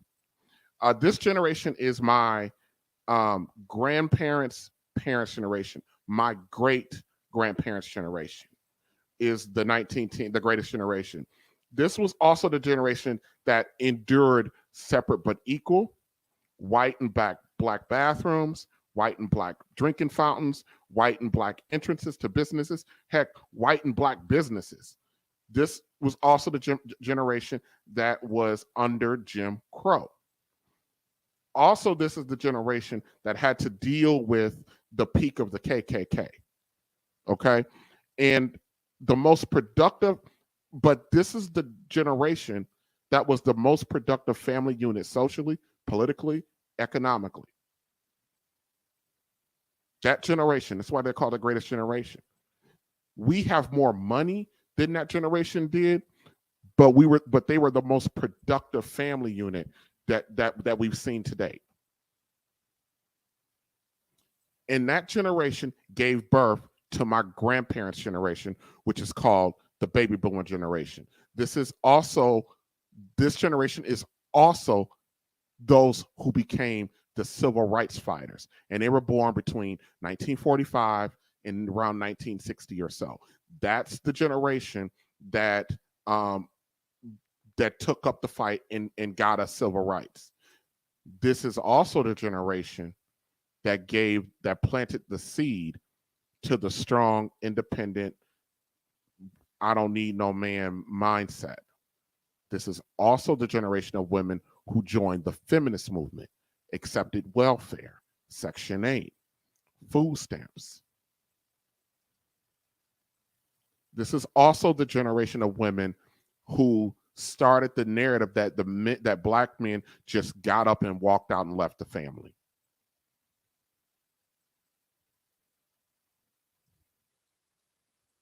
So when we'll get to Generation X in a second, but in 1965, this is 2 years after Medgar Evers was killed, the year Malcolm was killed, and 3 years away from Martin Luther King being assassinated. And this is also the same year that LBJ won a massive landslide in his reelection bid. And then the out-of-wedlock birth rate in 1965 was about 21%. And this was also the year the Patrick Moynihan report came. By 2017, that out-of-wedlock birth rate for blacks had jumped to 77%, and depending on the city, was as much as 80%. By 2018, the black community was entering its third generation of single-parent homes. Something that rose astronomically with Generation X, Generation Y, or what we call the Zennials.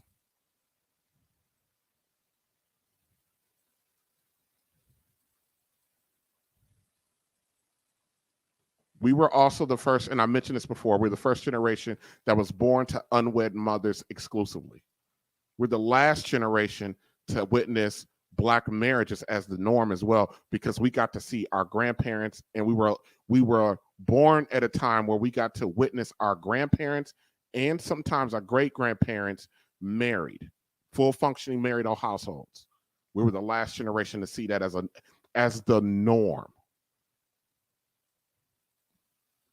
In 1961, John F. Kennedy issued an executive order which included a provision that government contractors take affirmative action to ensure the applicants are employees are treated during employment without regard to race, creed, color, or national origin.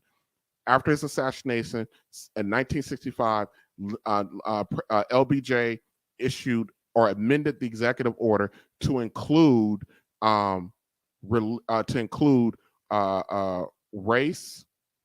religion and also include sex. So LBJ's executive order expanding affirmative action gave way to companies being able to do what I call hire the double minority. The two people that the affirmative action was actually designed to assist the hiring of Black men, because during the 60s, Black men's employment rate took a sharp dip. This is why you got the rise of the entitlement programs and all that came in through that, because of that sharp dip. But with him changing that executive order, companies got rewarded because they could kill two birds with one stone.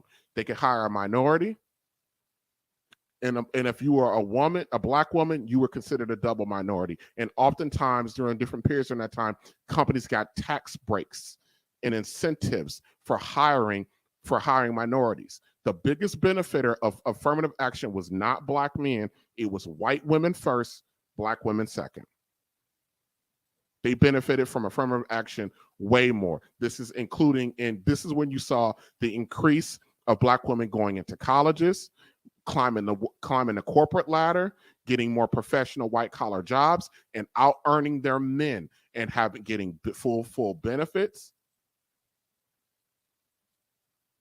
The group of women that took advantage of this the most was my mother's generation, Generation X. Which you were talking about people born like between 1964-ish all the way through about 1975. That generation was got the biggest reward of affirmative action. So let me recap this real quick.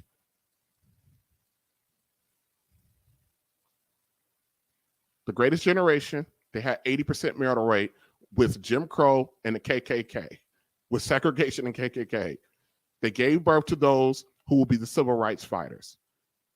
This generation would see assimilation of feminists into the civil rights movement. This generation would be the generation that would accept welfare, Section 8, food stamps. This is also the generation that benefited the most from affirmative action. The beneficiaries, like I stated, were white women and Black women during that time.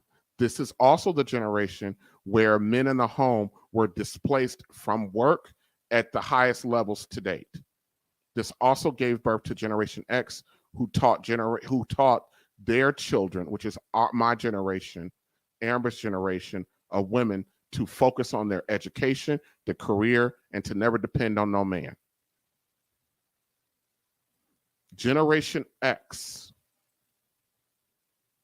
gave birth to who we now call the woman king. And that's offensive. We're the only group of women out here. Our group, Black people, our women are the only group of women that are constantly referred to in masculine terminology in the public sector. It's offensive. It's absolutely offensive.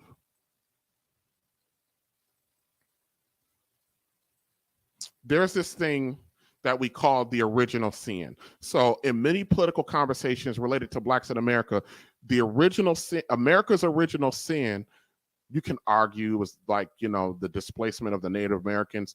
But normally when they talk about America's original sin, we're talking about slavery. Ever since black families were promised 40 acres and a mule, and I think that was close to, if the money back then was close to $100,000 per family. That's about what, I think it's what, is it $6 trillion it's worth today? Somebody can look that up to me, what that's worth today. As far as total sum of money that this country owes us.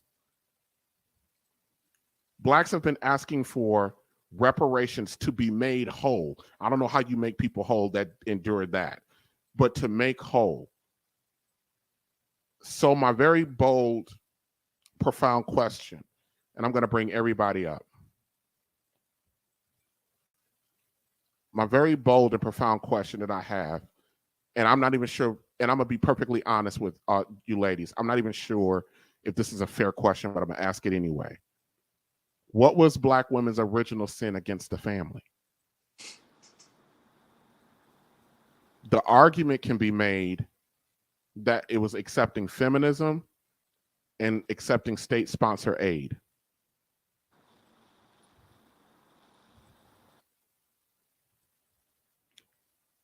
If that's the case, and I'm not saying it is, do you ladies believe that black women owe black men an apology?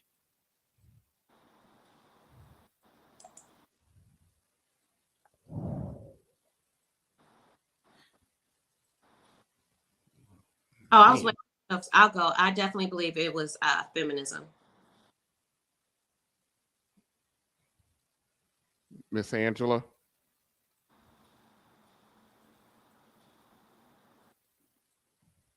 Oh, you can't hear? Okay, something's wrong with Ant. Hold on. There we go. No, I tried to, it doesn't work. There we go. Miss Angela? Yes. Yeah. Do you think black women owe black men an apology? If the original sin was I said, do you think black women owe black men an apology? Can you guys hear me? Can everybody else hear me? I can hear you. It's just some thought that have to be put for me, put around it. Do they owe them an apology? Possibly. Will they apologize? Probably not. And I'm gonna be honest, probably not. Why not? I don't think they're ready. And that's being honest. I don't think that they're ready on many different levels, because some may want to know, what are they apologizing for? And then some may say, why apologize now? Frederick, what do you think?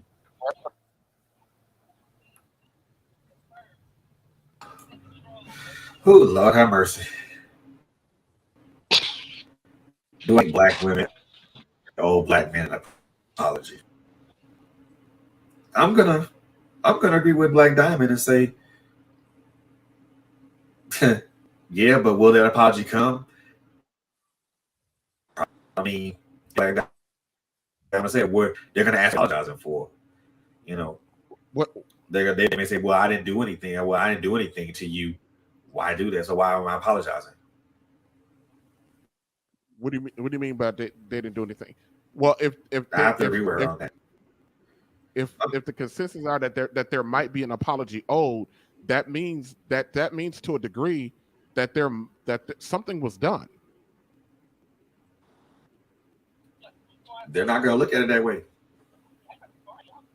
They may not look at it that way. I say in essence, I say yes, but will that apology come around? I'm probably not going to see it. I probably won't see it in my lifetime. Well, we all thought that we wouldn't see a black president either, but we got that. Look, bro, I'm 50 years old. If an apology ain't came now, it may or may not come. Well, Will yeah, I see you it said in my about lifetime? 50. I think for the Will I see that in my lifetime? I think from 1965 till about, I'll say up until about 10 years ago, I don't think Black women as a collective really thought that there could be anything. But when these discussions started really happening, you know, and there's been a couple attempts at it. Sister Shahrazad Ali tried it in the 90s, you know, try to re-engage this. A few years ago, with the emergence of Kevin Samuels, I know people have their thoughts about him, but he tried to re-emerge this conversation, and it's happening. I don't think there's going to be like this mass, you know, women saying, you know, we probably didn't do right. And here's the thing: the generations that made the decisions that we're living the results of now, they're my mother and my grandmother's generation. So, you know, my mom's generation too, my grandmother's generation too. You're right. So I mean,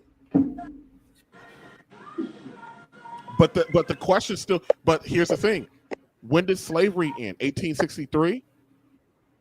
Would you not accept reparations if they gave it to us tomorrow? Would you not accept your version of the 40 acres and the mule? I mean, it was none of us were alive none of us were alive, and none of our relatives were alive anymore that remembered slavery. But would you not accept the reparations for it? Personally, no.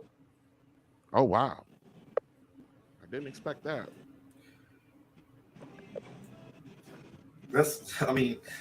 I have my reasons, and that's kind of like not something to discuss on this particular show. Right. I get it. I absolutely get it. But that's Go ahead, Hezekiah. I don't think they owe us an apology. Oh wow. Okay. Why? Because that's just me. We should have done better. I didn't hear you. What you say? Being honest, that's just me. It should have done better. It should have done better. What do you mean? Yeah, but sometimes, you know, they had no other choice but to be women and to learn how to build this home on their own. Because, you know, us as men around them times, we was playing around out in the streets doing all other kind of stuff. Hezekiah, that's not true. Hezekiah, that's not true. It's true. That generation of men did not do that in the when we instituted when this country instituted, you know, feminism, wealth entitlement programs, and our generation of mothers took it, and the caveat was that the men left the house. Our men were out there playing in the streets. That's your father's generation. Ooh, I don't know. But Hezekiah just said something that you opened up with, and he just said that they had no other choice.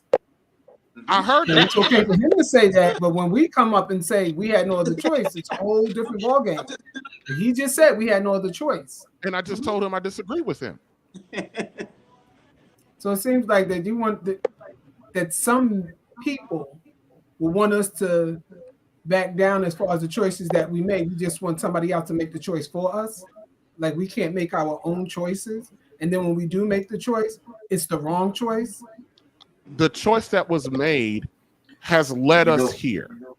Yes, we're Monday morning quarterbacking this. Yes, we are 3 generations removed from it. But that doesn't mean because we are 3 generations removed from it. But what did that choice lead us? Are we in a good place as a culture? No. Do we have intact families as the norm? Maybe no. I'm in a different place, but I could remember where they said man built this place. And then you said just now that we're in this because of a woman. But you guys put certain things into place. We have to look at it. We put things into place together. Exactly. Stop separating what had happened then. Okay, we understand that there's things that's going on, things we don't like, situations that's happening. we really shouldn't have the time to keep pointing fingers. Let's just try to sit here and wait for a man to apologize to me for anything. Let's just do what we got to do to get this straightened out, to take care of it so our children will be better off. I can care less what he did 20 years ago. I really could, because it's not going to help me any. Right now, my children need to be in a different place. So I'm not going to worry about a man whining about an apology or what happened then. It happened. Some of it wasn't in half of your time. So let's move on. Because if we're going to keep going back, we're not going to get any place. Yeah. And we for can me, keep going back until we get to slavery. Where is that going to put us now?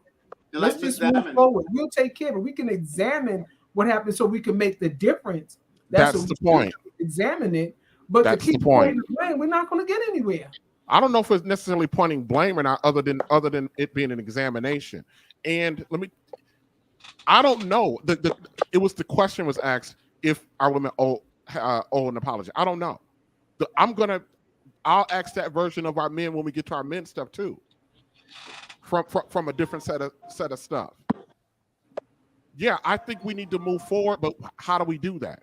How do we do that when we got a whole our collective mindset is not that we need to surrender to one another, and that we don't offer each other any grace and mercy. How do we move forward when we got a whole generation of women who think if a man makes $50 grand a year that's not enough for her? If they're going to apologize, well, don't just apologize. We have to learn to give grace to each other. I ain't never met them guys. What did you say? What did you say, Frederick? Frederick, I didn't hear. Frederick, what did you say? So, the one thing you said was the grace and mercy. Yes. So, how can we give grace when we have no idea what the heck grace is? How can we give grace to each other when we don't know what that means or we don't know what that looks like? Absolutely. I can't give you grace if I don't know what that looks like. I can't give you mercy if I don't know what that looks like, or I've never seen that. So if we're going to talk about grace and mercy to each other, how about we learn what that is first and then give it to each other? I do not disagree. For me, and I'm piggybacking off what Black Diamond said. Those choices were never made in a vacuum. Those not made in a vacuum. Period. Those choices were active that each man and each woman made, whether it's for the betterment or for the detriment of their families. So, I mean, at that point, to me, that's water the bridge. Now, I come back on my apology thing because asking for an apology at this time, this particular point, is to me is asinine. Why? It's done. Right. Whatever happened. It's done. Okay. Frederick, I'm gonna leave it right there. I think that's a good place to leave this. I'm gonna wrap up. Y'all keep saying mercy. Hold on a second. Angela. Angela, hold on a second. Angela, save it for the after stream. Let me wrap up and let's get to the after stream, okay? All right. Ooh, yeah. This is why we do what we do over here. And thank you guys. So let me get to the conclusion. We'll get to the after stream. Hold on a second, guys. I'll be right back with you in just a second. Ooh. Ooh. Miss Amber, no one said that this is easy. Let me tell you something. Truth is typically a bitter pill to swallow. Yeah. The ladies, I love these ladies. They've been with me, and the pushing. I was uncomfortable with some of the pushing, but it gets us where we need to be. Give me 1 second. I'll be right back with you. Lord have mercy. All right, y'all. Listen, since we started the Real Bravado Network, I decided to address Black people relationships from an image perspective, and I would deliver the content from a data-driven analysis. This stream is going to be or will be presented in 3 phases: her image, his image, and our image. And today's Queen Mother is the wrap up of her image. You guys can go back to our earlier work to look at some of the topics and issues that we dealt with in our earlier work if you want. We put black women under examination under her when we dealt with her image. The women that have participated in nearly 20 live streams with me have done so in good faith. And they've participated in good faith, no matter if they agree with the topic of the stream or not.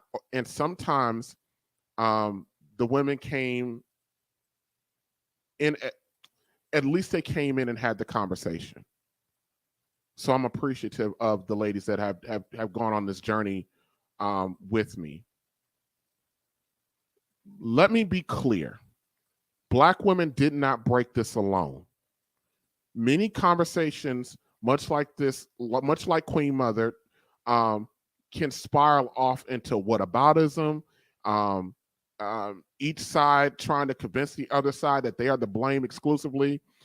There's enough blame to go around. But personally, despite our women today and historically making maybe not necessarily the best decisions that impacted the family and contribute to bringing Black people to where we are today, despite all of that, and I know a lot of my guys are going to give me some pushback, I personally I always talk about, or Kevin Simmons one time asked a lady on a live stream, like, how much of the blame do you want to take for what's going on? How much of the blame should women take? And, he couldn't really get an answer out of it. I have a percentage of where I think Black men, I think we are 60% of the blame. Because we are the leaders, because we're supposed to make the ultimate sacrifice.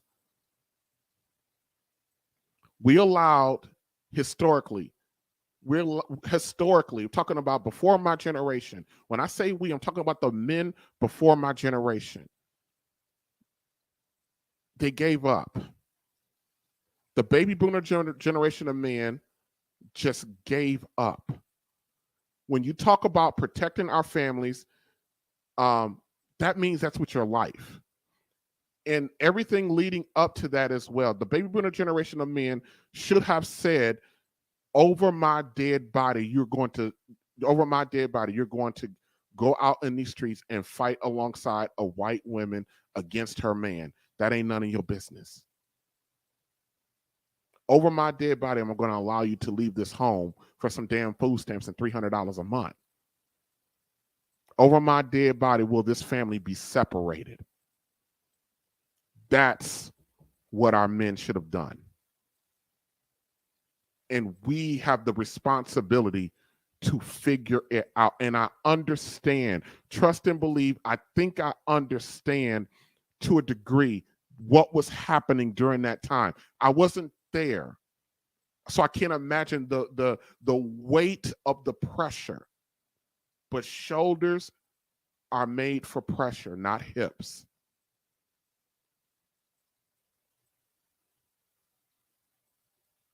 To a degree, Black men, we have some explaining to do.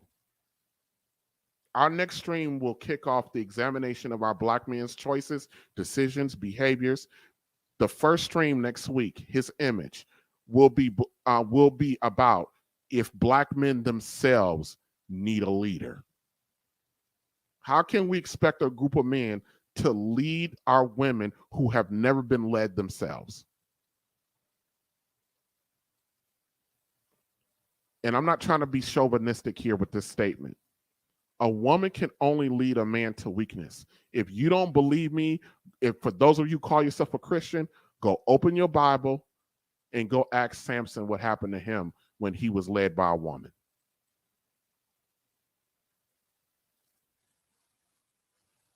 All right, y'all. Those of you still watching, you want to continue, stick around for the after stream. We're going to debrief during the after stream. Thank you, guys.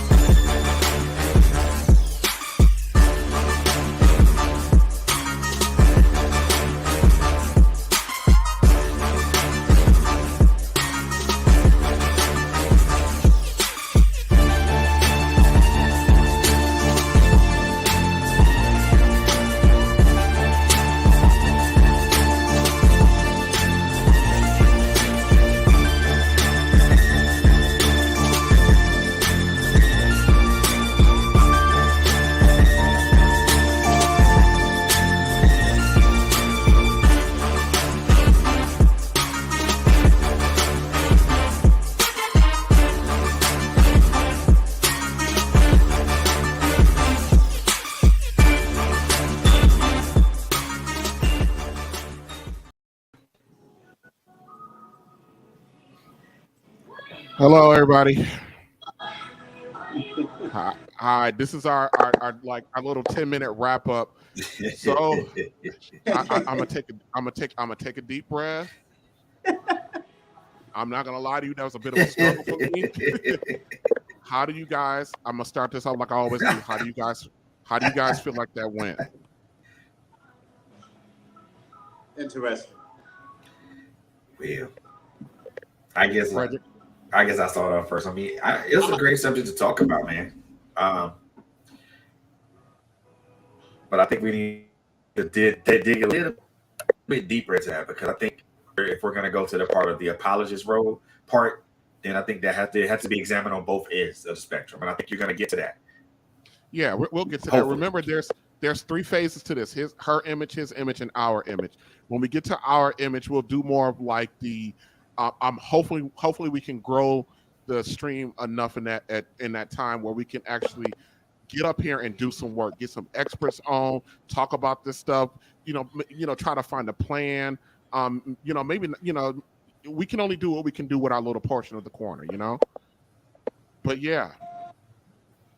And let me tell you something, the Queen Mother series, you guys know I've been working on this for 4 months. And I worked on it, for 4 months because I wanted to, and let me tell you something, it's changed. How I was going to present it, it's changed multiple times because I wanted to do some justice with the subject, because I know that this is, we're talking about our moms, and our women in a way that's very, pushing, which is I think what is needed. Miss Angela, how do you think it went? I'm waiting. I'm waiting to get to the end. I'm waiting for the end because I want to see what the end is gonna be. What do you mean the end? I really do. But I just wanted to comment on something that Frederick said. Go ahead. Grace and mercy. Both of those are something that we as people have to show and extend. That is something that we have to extend. I don't know. You say you haven't experienced it. Frederick, she's talking to you. You mentioned grace and mercy, and you didn't know what that was, or if you needed people to extend it, or could you repeat what you said, because it kind of threw me off. Can you repeat what you said? I said, how can we extend grace and mercy to people when we don't? I heard you. I hear you. Oh, I said, how can we express grace? How can we extend grace and mercy to people who don't know what that looks like or know what that feels like?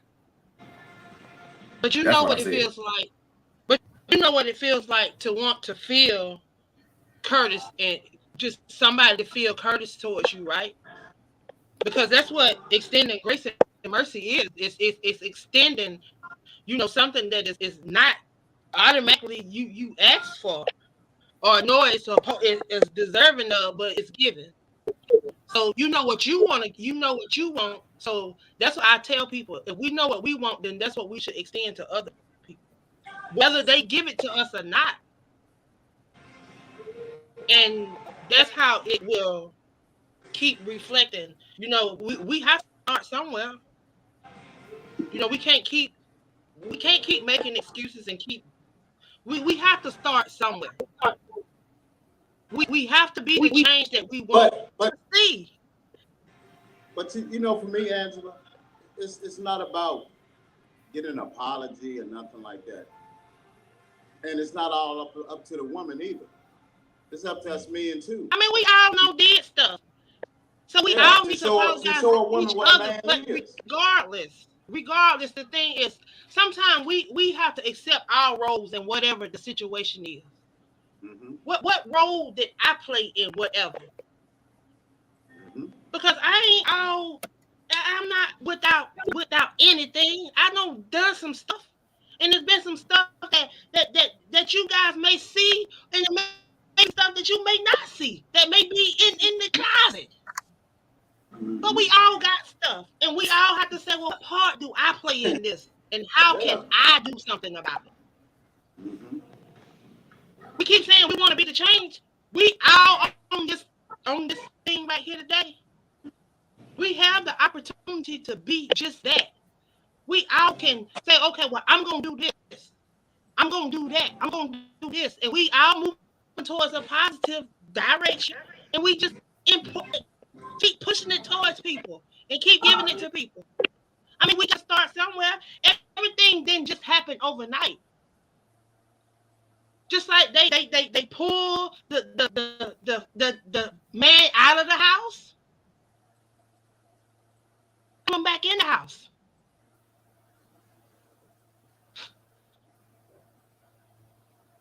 Just that simple.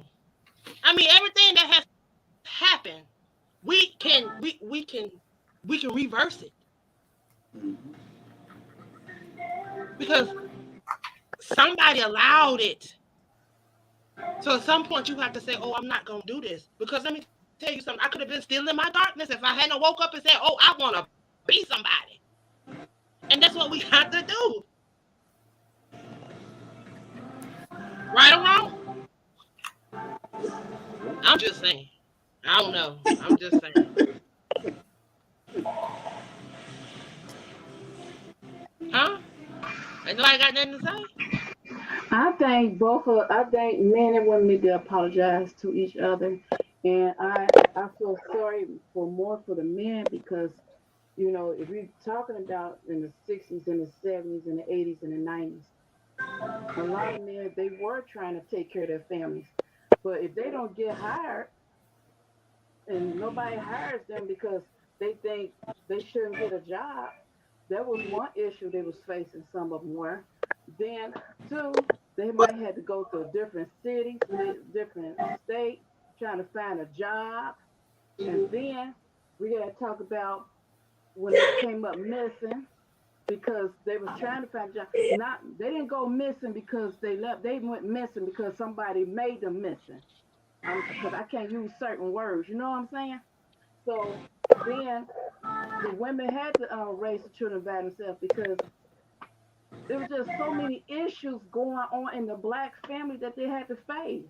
But you know what, Tamala? We got some of those issues today because 3 strikes you out. That means you in jail for the rest of your life. But you know what, Tamala? You touched on something. Like the man couldn't get the job, but at the same time, he will look at one job and be like, well, I didn't get accepted to this job. Well, I might go ahead and let's do this. Like, okay, because you didn't get that job, you don't want to take that job. Like they're being choosy. I've seen plenty of men like, no, I'm not going to take that job. They don't pay enough. But it's by any means necessary to support you and your family. Am I right or wrong? Right. So we couldn't be choicey in that field because we had a family to raise. But we was choicey. And them years that we was choicey, we decided we couldn't get that high paying job. So we decided to sell drugs. Am I right or wrong? So we had a choice just like the woman had a choice. That's what happened in the 90s. Yeah, we had a choice just like a woman. And then when we come out, we got that 1 strike against us, like you said. Now we got that felony. Oh, we can't get hired because I got a felony. Well, I had a felony. I got hired somewhere. I got persistent in what I was doing. I didn't let that stop me. Even though I didn't get the best job, I had a job.